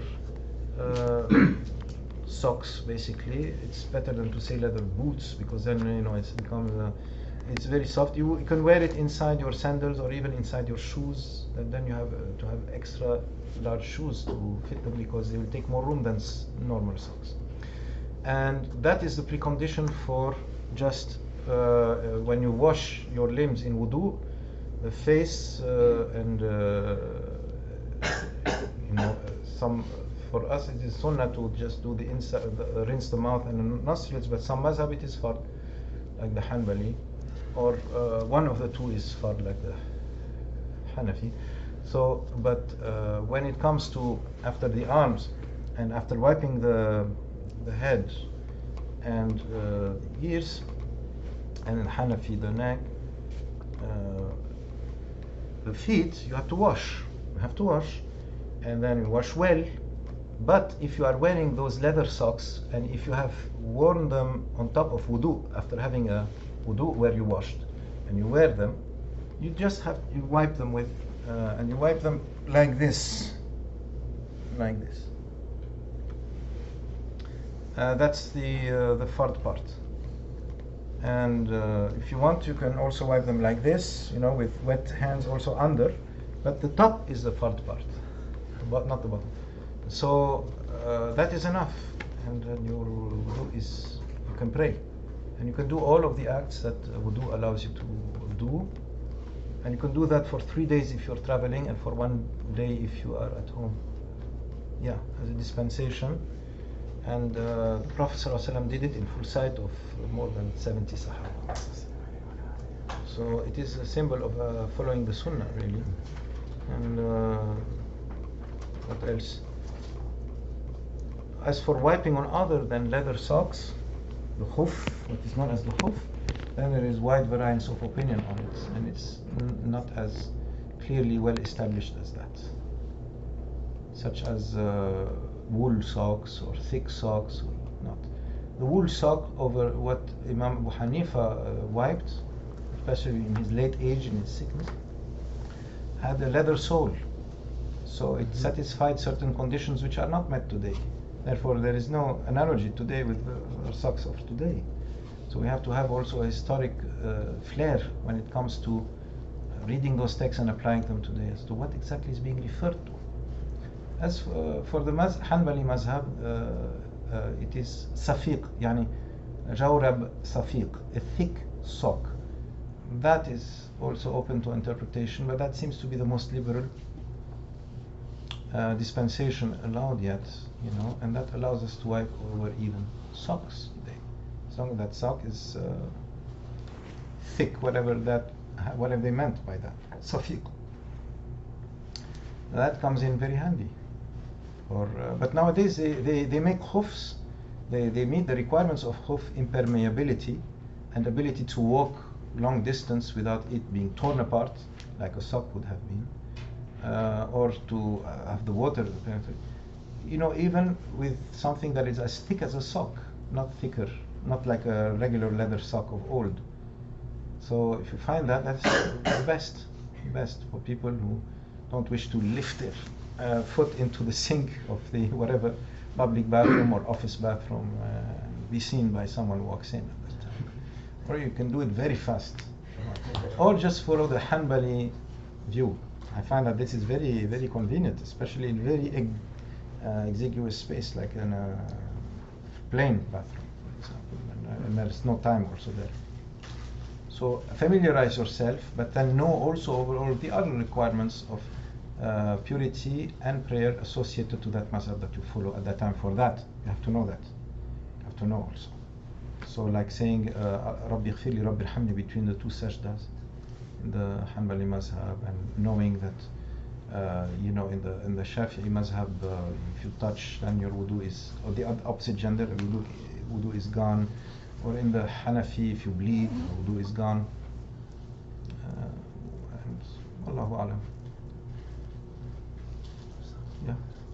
Does dua have an effect on qadr? So they said, does dua have an effect on qadar? There is two qadars. There is qada mu'allaq, or qadar mu'allaq, yani suspended, meaning liable to change. And there is the one that is mubram, qada mubram, yani the ratified. Ratified means finalized. Finalized, not subject to change. So Prophet ﷺ said, if the qada is there, Allah has decreed something, and then someone makes a dua, and Allah changes that because of their dua. And he said, if there's anything that might change the qadar, it is dua. Meaning nothing changed the qadar except dua. And that doesn't really change it. So he's referring to the fact that it changes the suspended qadar, which is still pending. You might call it pending qadar and qadar. And subhanallah, this is because we live in a world of possibilities, and Allah is always giving us a chance.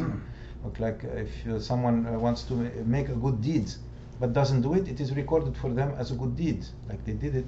If they do it, it's recorded to them as 10 good deeds. If they want to make a bad deed and they don't do it, nothing is recorded. If they want to make a bad deed and they do it, one bad deed is recorded. See, so it's always towards mercy. So that's why Allah reserved this distinction of the qada and mubram, as expressed in the hadith of the Prophet, which we understand in these dichotomous terms, although there is one qada, but we understand it as that. And Allah may change something as He wishes because of the dua, and the dua is the greatest of worships, and always the whole salat is dua, Fatiha is dua, Quran is dua, salawat on the Prophet is dua, everything is dua. So therefore that dua does literal wonders and miracles for us. And the way that this is expressed is in a change of the destiny because of that. Always towards mercy. May Allah grant us His mercy. And if He recorded us among those that are unblessed, may He change that to blessing. May He record us among those who are blessed in dunya and akhirah. Amin. Sallallahu ala Sayyidina Muhammad wa alihi wa sallam. Inshallah, next time it will be an easier reading. Briefer one. We will do pattern chained hadiths, and it will be interesting, inshallah, and it will be shorter also, inshallah. Hurmat al-Habib, Hurmat al-Fatih. Bismillah.